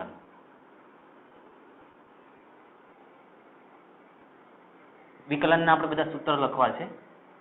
હવે જોઈએ આપણે વિકલન કરવાનું કઈ રીતે. સાંભળજો બરાબર મિત્રો. હું દાખલા તરીકે આવી રીતે સમીકરણ લખું છું, લખવી જોજો. y is equal to x ની n ઘાત, આવું લખેલું છે. ખાલી જોયા કરો. હવે પહેલા મારે સમજવાનું છે, પછી હું ધીરે ધીરે કહીશ. શું લખેલું છે કે y is equal to x ની n ઘાત. હવે અંદર શું લખે છે એને સમજો. આવી રીતે લખેલું હોય તમને એવું કીધું હોય કે સમીકરણનું x ની સાપેક્ષે વિકલન કરો, આવી સૂચના આપેલી હોય. પેલા એક સમીકરણ આપી દીધું છે, પછી સૂચના શું લખેલી છે વાંચો કે સમીકરણનું x ની સાપેક્ષે વિકલન કરો. કોની સાપેક્ષે? તો કે x ની સાપેક્ષે. ક્લિયર લખેલું છે.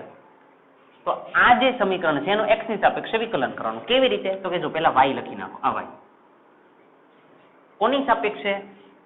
તો કે x ની સાપેક્ષે. શું કરવું છે? વિકલન. તો અહીંયા d વાળા પદ લખવા પડે, એટલે dy by dx. આગળ આપણે જોયું તો જોજો, આપણે વેગ લેખા ત્યારે શું લખાતા? તો કે dx ના છેદમાં dt. આ જ હતું ને. x નું કોની સાપેક્ષે વિકલન? તો કે સમયની સાપેક્ષે. શું કર્યું? વિકલન કરવું હોય તો d લખવા પડે, dx by dt વેગ. એક્ઝેક્ટ એવી રીતે સમીકરણનું x ની સાપેક્ષે, જેની સાપેક્ષે કીધું હોય એને નીચે લખવાના. હવે માની લો કે અહીંયા તમને t ની સાપેક્ષે કીધું હોય તો છેદમાં t લખવા પડે એમ. પણ અત્યારે એ કોઈ વાત નહીં કરો. અત્યારે હું જેમ સમજાવું છું એમ જ ખાલી સમજો કે અહીંયા x⁻n છે, સમીકરણનું x ની સાપેક્ષે કરવું છે. તો આ સમીકરણને x ની સાપેક્ષે એટલે એને નીચે લખો. શું કરો છો? તો કે વિકલન કરો છો, એટલે d વાળા પદ લખો, એટલે તમારું પદ બન્યું dy by dx. હવે આ બાજુ આવી જાઓ. વિકલનનો નિયમ શું કે આવું લખેલું હોય તો ઘાત આગળ, ઘાતમાં એકનો ઘટાડો. ઘાત આગળ એટલે n જે ઉપર છે એને આગળ લઈ લો, એટલે આવી રીતે. ઘાતમાં એકનો ઘટાડો એટલે x ની n-1. આ સૂત્ર થયું આનું. x⁻n આપેલા હોય તેનું સૂત્ર આ થાય. x⁻n આવા આપેલા છે તો મિત્રો આને આવું લખાય ને. આ છે ને બતાવી દો, નહીં તો કન્ફ્યુઝ થશો. આ x⁻n છે એનું તમે શું કર્યું છે? વિકલન. જોજો, x⁻n નું કોની સાપેક્ષે? x ની સાપેક્ષે. એટલે આવું પણ લખાય d by dx. એક કામ કરો, ફરીથી બતાવું. અહીંયા જુઓ, ફરીથી જુઓ. આ તો મેં લખી દીધા હતા dy by dx.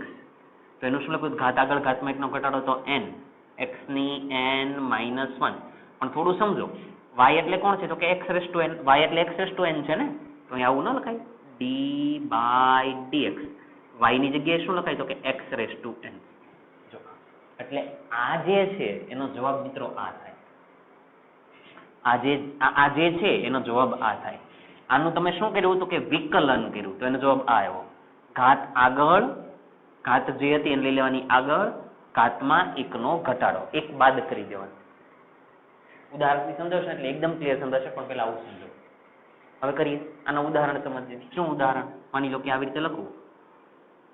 તમને કોઈ જગ્યાએ x ની 3 ઘાત આપેલી છે, x ની 3 ઘાત આપેલી, અને એમ કે આનું x ની સાપેક્ષે વિકલન કરો. બધામાં હું કોની સાપેક્ષે કરીશ? દર વખતે નહીં કહું. કોની સાપેક્ષે? x ની સાપેક્ષે. ચાલો આનું x ની સાપેક્ષે વિકલન કરવું હોય તો શું કરવાનું? તો કે પહેલા લખી દેવાનું x ની સાપેક્ષે એટલે d by dx લખી દો. d by dx લખી દો. કોનું? તો કે આનું, એટલે x3. આવી રીતે. હવે નિયમ શું? ઘાત આગળ, ઘાતમાં એકનો ઘટાડો. ઘાત આગળ લઈ લો એટલે આ 3 થઈ ગયા. x એમને લખી નાખો. ઘાતમાં એકનો ઘટાડો એટલે 3 - x.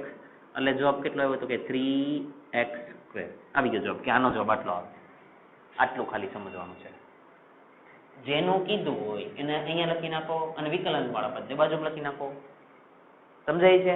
આવું કીધું હોત તો કે ભાઈ x ની 5 ઘાતનું વિકલન મેળવો, આનું વિકલન કરવાનું કહેતો. કેવી રીતે કરાય? શું લખવાનું?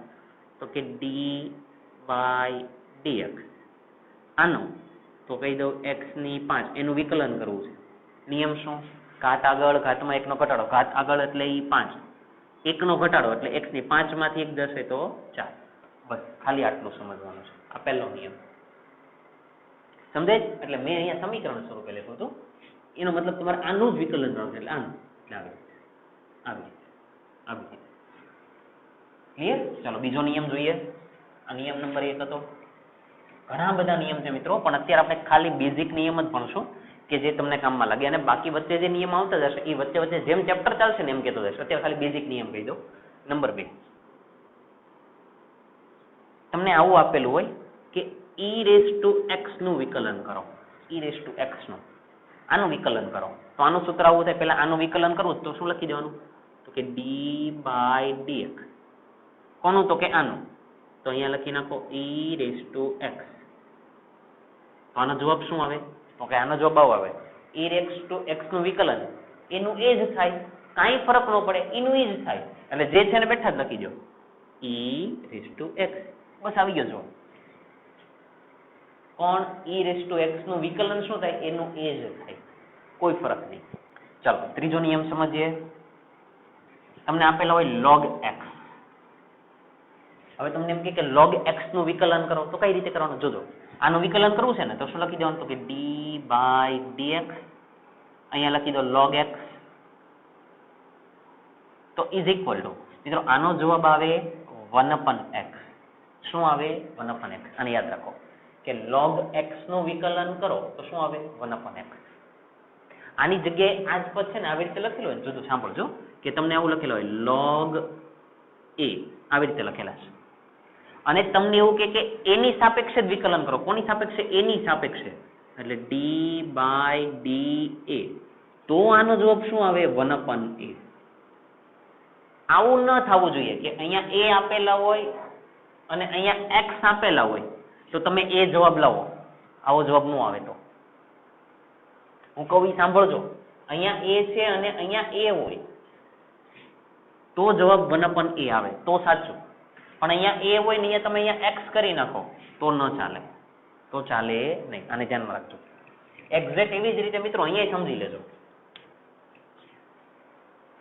ચાલો આમાં અત્યારે કઈ જરૂર નથી, ચાલશે. ચાલો પછી જયારે આવશે ત્યારે જોઈ લેશું. ઇન શોર્ટ આમાં તમને ક્લિયર છે ને કે અહીંયા જે પદ હોય ત્યારે જ 1/x થાય. ચાલો નવો નિયમ સમજીએ. નંબર 4 જોજો કે તમને આવું આપેલું હોય કે sin x નું વિકલન કરો. કોનું? sin x નું કરી નાખો. તો કે જો sin x પહેલા લખી નાખો. શું કરવું? તો કે વિકલન એટલે d/dx x ની સાપેક્ષે. હવે મેં આગળ હમણાં અહીંયા જે વાત કરી ને સેમ વાત આમાં કરીશ, પણ જોઈ લો ત્યારે d/dx sin x એટલે sin x નું વિકલન કરું તો મિત્રો sin x નું વિકલન થાય, યાદ રાખો, cos x. યાદ જ રાખવું પડશે cos x. sin નું વિકલન શું થાય? cos. હવે જો હું વાત કરું, જો અહીંયા x હોય તો અહીંયા x જ હોવા જોઈએ તો જ cos x થાય. પણ જો તમે અહીંયા x ની જગ્યાએ અહીંયા જો t લખી નાખો તો cos x નો થાય. જો તમે તો આવું લખેલું હોય તમે અહીંયા cos x લખી નાખો તો સાવ ખોટું, એવું કઈ થાય જ નહીં. ફરીથી અહીંયા જે હોય, અહીંયા જે વિધેય હોય એ જ અહીંયા હોવું જોઈએ, એ જ અહીંયા હોવું જોઈએ. એટલે d/dx sin x તો એનો જવાબ શું થાય? cos x. તો હવે સાચું છે. ક્લિયર? sin નું કર્યું એ રીતે cos નું કરી નાખો. નંબર 5 cos x નું વિકલન શું થાય? cos x નું વિકલન. તો આનો જવાબ તમને જે મગજમાં કદાચ આવે છે એ જ છે, પણ થોડુંક ખાલી ટ્વિસ્ટ છે. cos x d/dx. તો મિત્રો આનો જવાબ શું આવે? sin x પણ માઇનસ, એટલે કે માઇનસ sin x. આવું કયો sin નું થઈ જાય cos, cos નું થઈ જાય માઇનસ sin. યાદ જ રાખવાનું છે, કોઈ ઓપ્શન નથી. ક્લિયર છે? પાક્કું? અને છેલ્લો એક સમીકરણ જોઈ લઈએ. નંબર 6. કોઈક જગ્યાએ આવા સમીકરણ આપેલા હોય, સાંભળજો, આવા સમીકરણ આપેલા હોય કે x નો વર્ગ પછી +2x આપેલા છે, +1 આપેલા છે, આવું સમીકરણ આપેલું છે. અને તમને એમ કે x ની સાપેક્ષે વિકલન કરો. આપણે બધાનું કોની સાપેક્ષે કરવાનું છે? x ની સાપેક્ષે. જો મેં પહેલેથી લખી દીધું છે. બધા જેટલા પણ વિકલન કરું છું બધા કોની સાપેક્ષે કરું છું? x ની સાપેક્ષે. એટલે આનું x ની સાપેક્ષે. તો સમજે આખાનું x ની સાપેક્ષે. એટલે કઈ મેથડ થી? તો કે સમજો મેથડ. જોજો કરું આખાનું કરવું તો અહીંયા લખી નાખો પહેલા x² + 2x + 1 લખી નાખા. વિકલન કરવું તો અહીંયા લખી નાખો d/dx એટલે આ તમારું પદ બની ગયું. હવે ઇઝ ઇક્વલ ટુ આનો જવાબ લખવો છે. કાંઈ વાંધો નહીં, જેમ દેખાય તેમ જ કરો. આ જો આની સાથે ગુણાકારમાં જાય, આની સાથે ગુણાકારમાં આવે, આની સાથે આવે, કાઉન્સ છોડી નાખો તો શું લખાય?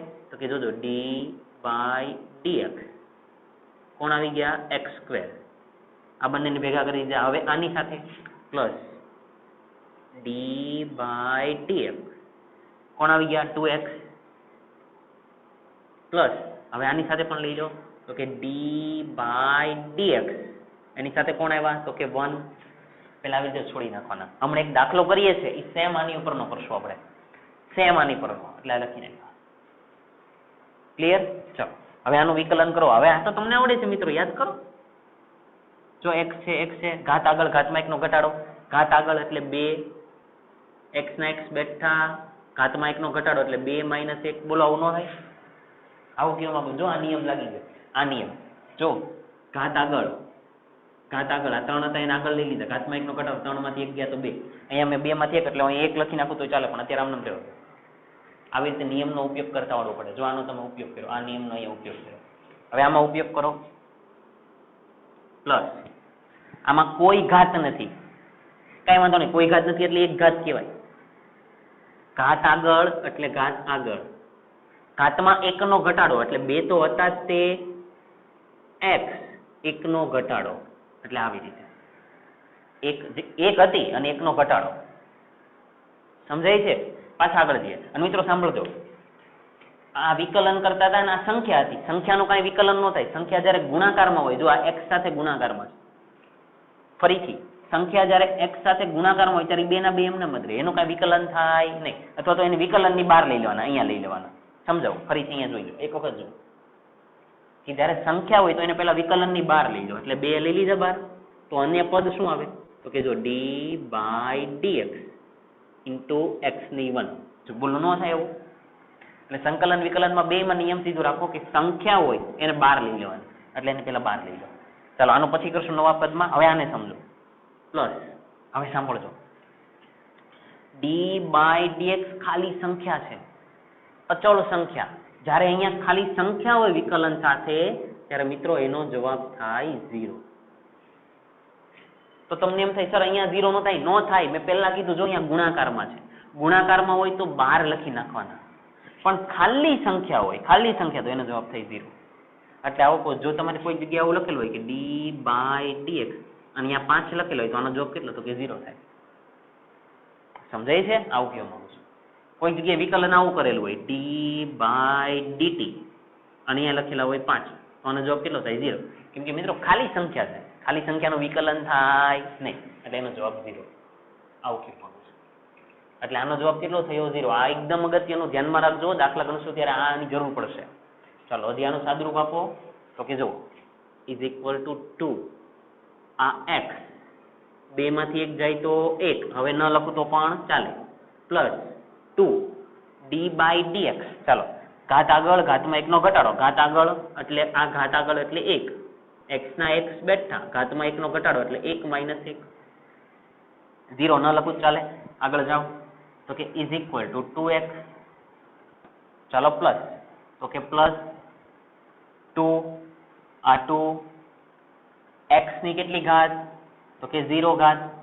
1 માંથી 1 જાય તો મિત્રો, 1 માંથી 1 જાય તો બોલો જલ્દી? 0.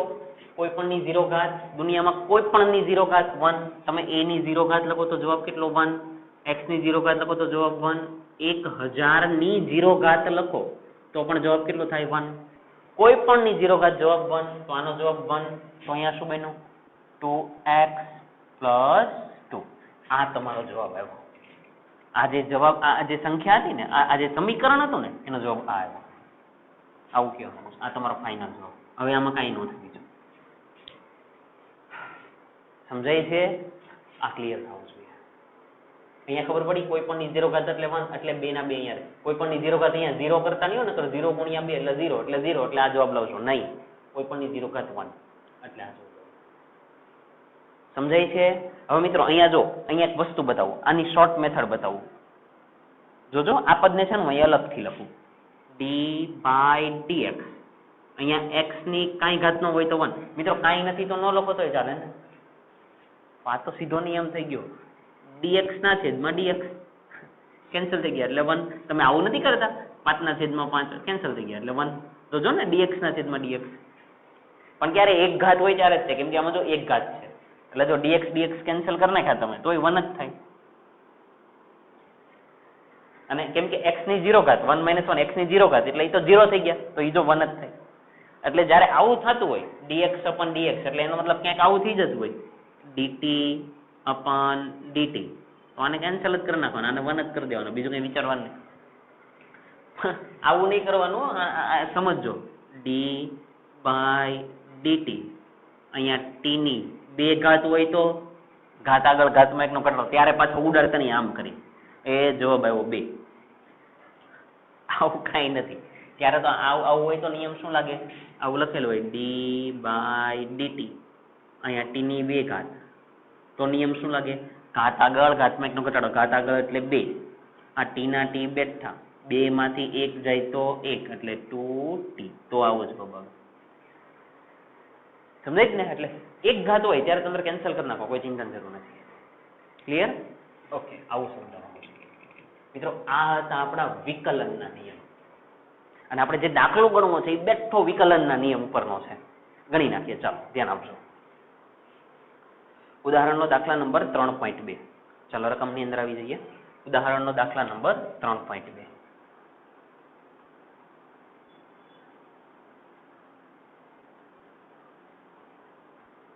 ચાલો બોર્ડ ઉપરથી પહેલા આટલું કોપી કરી નાખો, હું એકવાર ચેક કરી લઉં. ચાલો દાખલો ગણીએ. ઉદાહરણનો દાખલા નંબર 3.2. એકદમ સરળ દાખલો, ખાલી ધ્યાન આપો. શું કે છે રકમની અંદર વાંચો. x અક્ષને અનુલક્ષીને ગતિ કરતા એક પદાર્થનું સ્થાન આપેલું છે. x = a + bt². ઓકે, સ્થાન આપેલું છે x = a + bt². આવું સમીકરણ આપેલું છે. મિત્રો જો આ સમીકરણ જોતા તમને લગભગ આની જેવી ફિલિંગ થોડી આવશે. જો સમીકરણ આવી ગયું. ચાલો જાવ આગળ. શું કે છે?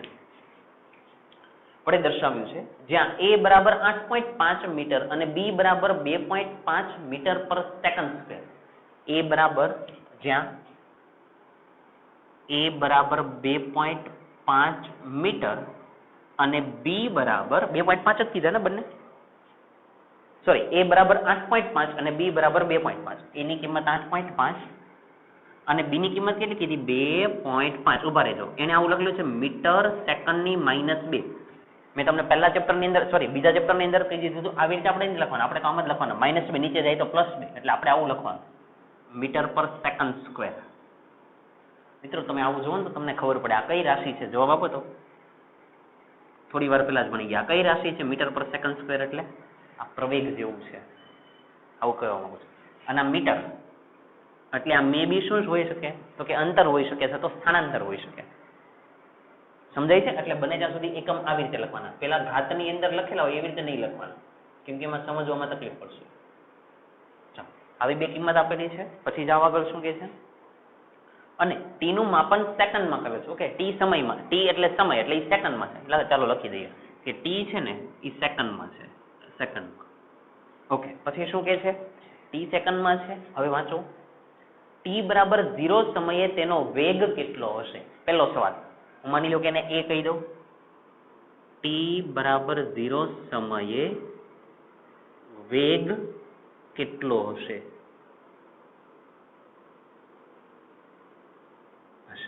મિત્રો આપણા સવાલ ચાલુ થઈ ગયા. t બરાબર 0 સમયે વેગ કીધો છે. મિત્રો આપણે વેગ જોતો છે. આપેલું શું હતું? સ્થાન. આ સ્થાન એને આવું લખેલું છે, અને આમ જોવો તો x, અને તમારે જોતો છે વેગ. તો સમજો સ્થાન એટલે કે સ્થાનાંતરનું સમયની સાપેક્ષે તમે વિકલન કરો, સ્થાનાંતરનું સમયની સાપેક્ષે વિકલન કરો તો શું આપે? વેગ. હમણાં ભણી ગયા આપણે સ્થાનાંતરનું સમયની સાપેક્ષે વિકલન કરો dx/dt, તો એને તો શું કહેવાય? વેગ. એનો મતલબ એવો થયો કે આ જે x છે ને, આ x એનું આપણે વિકલન કરવાનું છે. કોની સાપેક્ષે? સમયની સાપેક્ષે. આનો મતલબ એ લોકો તમને એવું કહે છે ને કે સમયની સાપેક્ષે વિકલન કરો, તમને ખબર પડવી પડે કે આ સ્થાન છે, આ વેગ છે, મારે વેગને શોધવો છે, તો વેગનું સમીકરણ શું લખવું પડે? તો કે dx by dt. આ સમીકરણ લખવું પડે. આવું કહેવા માંગુ છું. ક્લિયર? પણ કયા સમયે? t બરાબર 0. t બરાબર 0 એટલે એ હમણાં સમજાશે તમને કે 0 કેવી રીતે ઈ જોજો. પહેલા આટલું સમજો, શું શોધવો છે? વેગ. શું આપેલું છે? સ્થાન. તો વેગનું સમીકરણ થઈ જાય dx by dt. ચાલો કરીએ. પહેલા એક ભાગ કરીએ પછી બીજો ભાગ કરશું.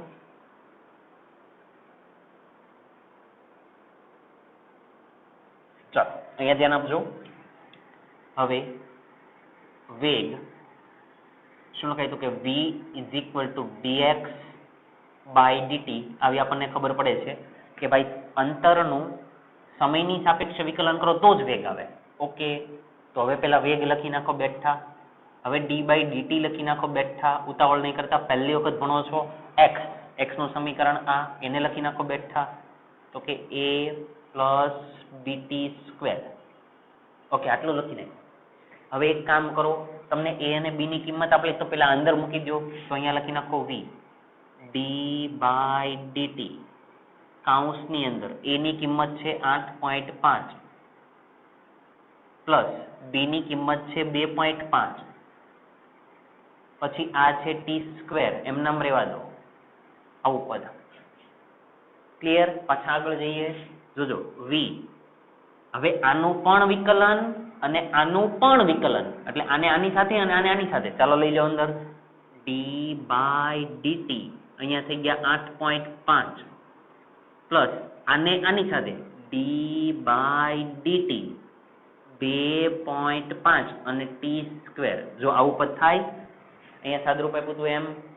ચાલો જાવ આગળ. v ઇઝ ઇક્વલ ટુ, બોલો આનો જવાબ. હવે આવડવું જ પડે. સંખ્યાનું વિકલન તો કે 0 પ્લસ, ચાલો સંખ્યા છે પણ આની સાથે ગુણાકારમાં છે તો ક્યાં લેવી પડે? તો કે 12. તો પેલા 12 લઈ લો, 2.5. હવે આ d ને પાછા અંદર લઈ લો, તો કે d by dt અને આ t સ્ક્વેર તો છે જ તે. હવે પાછું પદ, તો કે v ઇઝ ઇક્વલ ટુ 0 લખવાની જરૂર નથી, અહીંયા રહ્યા 2.5 t સ્ક્વેર અને t ઘાત આગળ ઘાતમાં એકનો ઘટાડો, આ નિયમ. ઘાત આગળ ઘાતમાં એકનો ઘટાડો, ઘાત આગળ 2 આગળ, તો આગળ લખી દો 2, t ના t બેઠા, ઘાતમાં એકનો ઘટાડો એટલે 2 - 1, તો v અહીંયા લખા 2.5, અહીંયા લખા 2, અહીંયા લખી દો t, t ની કેટલી ઘાત? તો કે 1 ઘાત. t ની 1 ઘાત એટલે એને t જ કહેવાય. તો કે v ઇઝ ઇક્વલ ટુ 2.5 ગુણ્યા 2, 25 2 50, 50 એટલે 1 પોઈન્ટ ખસેડી નાખો એટલે 5. તમને કેલ્સી ની અંદર કરો તો પણ ચાલશે, નહીતર આવી રીતે સમજો. ચાલો 2.5 છે તો આવું કહેવાય 25/10, અને અહીંયા ગુણ્યા કેટલા કહેવાય? તો કે 2, એટલે અહીંયા કહેવાય t1, એટલે 2 5 અને 5 5 25, આવી રીતે. તો a બરાબર કેટલા થયા? તો કે 5t, 1 ની 1 ઘાત એટલે t. હવે તમને શું કીધું તું સમજો. t બરાબર 0 સમયે વેગ. ચાલો હવે તમને ખબર પડે છે t ની જગ્યાએ કેટલા મૂકવાના? 0. અને ત્યારે વેગનો જવાબ કેટલો હોય છે જવાબ આપવાનો. ચાલો મૂકો તો t ની જગ્યાએ 0, આની જગ્યાએ 0 મૂકો તો હવે t બરાબર 0 સમયે વેગ. ચાલો ચેક કરો તો કે v 5 ના 5, t ની જગ્યાએ 0, એટલે જવાબ કેટલો આવ્યો? 0. એનો મતલબ શરૂઆતમાં વેગ કેટલો છે? 0 સમયે, એટલે પ્રારંભમાં વેગ કેટલો છે? 0. જો આપણો જવાબ આવ્યો. સમજાય છે? ખાલી ને ખાલી જો આપણે વિકલન કર્યું છે, પણ તમને એ ખબર પડવી પડે કે સ્થાન આપેલું છે, વેગ શોધવાનો છે, પર્ટિક્યુલર સેકન્ડે કીધું. જો પર્ટિક્યુલર સેકન્ડ 0 સેકન્ડે, એટલે મિત્રો આને સરેરાશ ન કહેવાય, આને શું કહેવાય? તત્કાલીન કહેવાય. સરેરાશ કીધું છે ત્યારે તમને ખબર પડી જશે કે ભાઈ મારે v નું સૂત્ર આવું મૂકવું પડશે. સરેરાશ v બરાબર delta x by delta t, ખબર પડી જશે. ક્લિયર? અને અહીંયા તો પર્ટિક્યુલર સમય કીધું કે 0 સેકન્ડે, એટલે તત્કાલીન. તત્કાલીન એટલે આ સૂત્ર મૂકવા. સમજાય છે? ચાલો આગળ જઈએ. હું છે ને હવે આ સાફ કરી નાખું, વિકલનના નિયમ એની જરૂર નથી. હવે આનો એક ભાગ બાકી છે, પૂરો કરીએ અને લેક્ચર પૂરો કરીએ.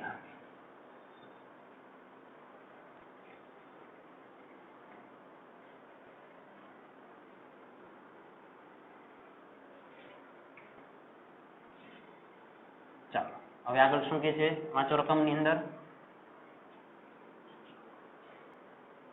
ઓકે, હવે શું કે છે તો કે જોજો 2 સેકન્ડ અને 4 સેકન્ડ વચ્ચે સરેરાશ વેગ કેટલો છે. જો વાત આવી ગઈ.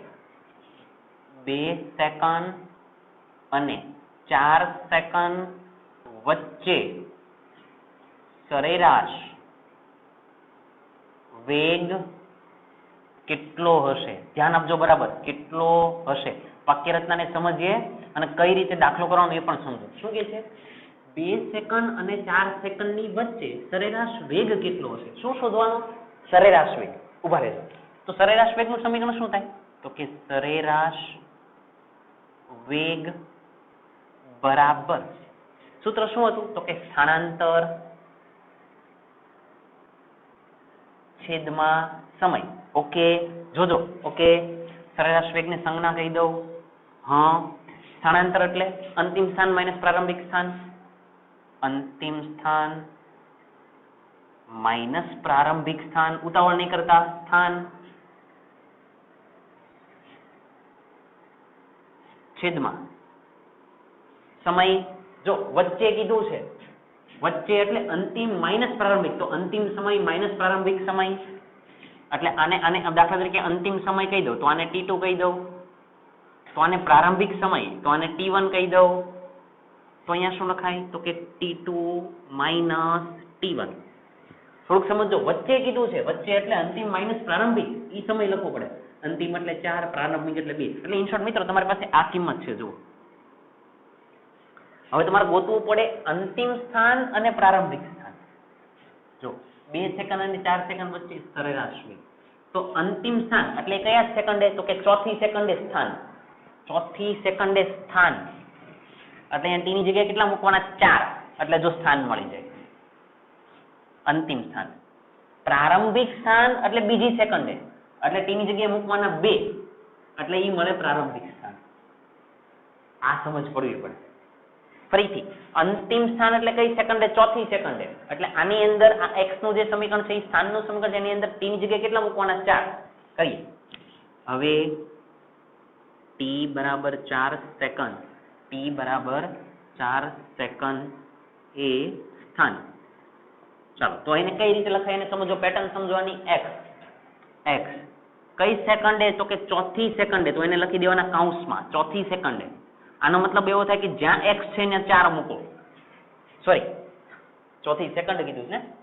x અરે બરાબર જ છે. સોરી. હા, આનો મતલબ શું થયો કે જ્યાં t દેખાય ત્યાં 4 મૂકો. અહીંયા લખેલા છે t બરાબર 4. જ્યાં t દેખાય ત્યાં 4 મૂકો. તો અહીંયા લખી નાખો a plus b t square. ચાલો કિંમત મૂકી દો. જ્યાં t દેખાય ત્યાં 4 મૂકો એટલે જો ચોથી સેકન્ડે સ્થાન મળી જાય. ચોથી સેકન્ડે સ્થાન, ચોથી સેકન્ડે સ્થાન. ચાલો, a 8.5 plus b 2.5 t square એટલે 4 નો સ્ક્વેર. આવી રીતે સાદુરૂપ આપી દો. 8.5 પ્લસ આ થઈ ગયા 2.5, તો આના ગુણ્યા 4 બોલો આવું કહેવાય? 4 4 16 નહીં કરતા આમ સરળ થઈ જશે. જોજો 8.5 પ્લસ 25 ચોક 100, 25 ચોક 100 અને 1 0 એટલે 10 જ થાય. અથવા તો આવી રીતે 25/10 ગુણ્યા 4 25 ચોક કેટલા થઈ ગયા? 100. એટલે આ 100 થયા. આ 0 0 કેન્સલ એટલે 10 4 40 એટલે 8.5 પ્લસ 40 એટલે 40 8 એટલે 48.5 આવું કેવું પડશે. x4 ચોથી સેકન્ડે સ્થાન એટલે મીટર આવું કહેવા માંગુ છું. એટલે તમને આ મળી ગયું અંતિમ સ્થાન. આ x4 48.5. હવે એવી રીતે ચોથી સેકન્ડ, એવી રીતે કઈ સેકન્ડે? બીજી સેકન્ડ. એટલે હવે અહીંયા લખી નાખો t બરાબર 2 સેકન્ડે સ્થાન. ચાલો, 2 સેકન્ડ એટલે x ના x બેઠા. કેટલામી સેકન્ડે? તો કે બીજી સેકન્ડે. એટલે t ની જગ્યાએ મૂકવાના 2 a પ્લસ bt સ્ક્વેર, એની જગ્યાએ 8.5 પ્લસ b ની જગ્યાએ 2.5 t સ્ક્વેર એટલે 2 નો સ્ક્વેર. ચાલો, 2 નો સ્ક્વેર ડાયરેક્ટ કરી દેશો. હવે 8.5 પ્લસ ચાલો અહીંયા 2.5 ગુણ્યા 2 ગુણ્યા 2 એટલે 2 2 4 25 ચોક 100 100 એટલે 10 કેમ કે એક પોઈન્ટ કેન્સલ થઈ જાય એટલે 10 10 ને 8.5 એટલે 18.5 18.5 ન ખબર પડે તો કેલ્સીમાં ગણતરી કરો નહીતર છે ને ગણતરી કરતા મિત્રો તમારે સમજવું જ પડશે 25 ચોક 100 અને 1 પોઈન્ટ છે એટલે છેદમાં 10 લખો એટલે 0 0 કેન્સલ એટલે 10 ને 8 18.5 આવું સમજજો ધીરે ધીરે સમજ જશે એક સાથે નહીં ધીરે ધીરે સમજાઈ જશે એકમ કયું થશે તો કે મીટર આવી ગયું મૂકી દો કિંમત તેથી સરેરાશ વેગ ઇઝ ઇક્વલ ટુ અંતિમ સ્થાન એટલે ચોથી સેકન્ડનું સ્થાન કેટલું તો કે 48.5 એટલે અહીંયા 48.5 માઇનસ પ્રારંભિક સ્થાન એટલે બીજી સેકન્ડે સ્થાન તો કે 18.5 છેદમાં આવી જાઓ T2 minus T1 T2 એટલે ચોથી સેકન્ડ અને ઓલું એટલે બીજી સેકન્ડ એટલે 4 minus 2 પતી ગયું સરેરાશ વેગ 5 માંથી 5 0 પોઈન્ટ 8 માંથી 8 0 4 માંથી 1 3 ઇન શોર્ટ 30 આ લખવાની તો જરૂર નથી ભાગ્યા 4 માંથી 2 જશે તો 2 આનો જવાબ કેટલો થઈ ગયો તો કે 15 એટલે 15 અને વેગ મેળવો એટલે મીટર પર સેકન્ડ આવું કહેવા માંગુ છું ક્લિયર છે તો મિત્રો આખો દાખલો સમજાવવો જોઈએ દાખલો ખાલી સાઈઝમાં મોટો લાગશે કેમ કે પહેલી વખત ભણો છો બાકી એકદમ સરળ ખાલી સ્થાન આપ્યું હતું સ્થાનમાંથી તમારે વેગ જોતું હોય તો એનું વિકલન કરી નાખો એટલે તમે વિકલન કરી દીધું વિકલન કરીને અહીંયા પહોંચ્યા તો તમને ખબર પડી કે t બરાબર 0 સમયે મારે વેગ શોધવો છે તો t ની જગ્યાએ 0 મૂકો એટલે જવાબ આવી ગયો તો કે 0 પહેલો જવાબ આવ્યો પછી તમને એને શું કીધું કે ભાઈ બીજી સેકન્ડ અને ચોથી સેકન્ડ વચ્ચેનો સરેરાશ વેગ શોધો એટલે જે શબ્દ કીધો એને જ પકડો પકડી લીધા સૂત્ર સ્થાનાંતરના છેદમાં સમય તો સ્થાનાંતર એટલે અંતિમ સ્થાન માઇનસ પ્રારંભિક સ્થાન અંતિમ સ્થાન એટલે આ સ્થાન એટલે ચોથી સેકન્ડે સ્થાન અહીંયા રહ્યો સ્થાન કઈ સેકન્ડે ચોથી એટલે t ની જગ્યાએ મૂકો 4 બસ સાદરૂપ આપો જવાબ લાવો સેમ બીજી સેકન્ડે એટલે સ્થાન t ની જગ્યાએ 2 મૂકો સાદરૂપ આપો જવાબ લાવો બસ અંતિમ સ્થાનની કિંમત મૂકો પ્રારંભિક સ્થાનની કિંમત મૂકો 4 - 2 કરો જવાબ આવે 15 મીટર પર સેકન્ડ આટલું ઇન શોર્ટ આજના લેક્ચરની અંદર જે કાંઈ પણ ચાલુ છે મિત્રો એ એકદમ ક્લિયર હોવું જોઈએ અંદર વિકલનના નિયમ ચલાવ્યા આગળ તત્કાલીન વેગ ભણ્યા અને તત્કાલીન પ્રવેગ ભણ્યા એની અંદર આલેખની વાત થઈ મિત્રો આજે અગત્યની વાત શું થઈ છે ખબર છે તમને આ ધ્યાનમાં રાખજો કે v બરાબર તમે આવું લખી શકો dx ના છેદમાં dt અથવા તો આને તમે લખી શકો x ડોટ ખૂબ જ અગત્યનું આ ખબર પડી પડે સ્થાનાંતરનું સમયની સાપેક્ષે વિકલન વેગ આપે છે આનું જેવું સેમ આવું ભણ્યા તો કે પ્રવેગ બરાબર તમે આવું લખી શકો dv by dt પહેલા તો આવું લખી શકો અથવા તો આ જ પદને પાછો બીજી રીતે શું લખાય તો કે જોજો d by dt બેઠા v ની જગ્યાએ લખાય dx by dt તો d square dt dt square તો અહીંયા શું થઈ જાય d square by dt square into x થયા તો x ની કેટલી ડોટ કહેવાય તો કે 2 ડોટ એટલે આ છે એ જ આ છે આ ખૂબ જ અગત્યની વસ્તુ ક્લિયર છે ને તો લેક્ચરને બરાબર ધ્યાનમાં રાખજો ઓકે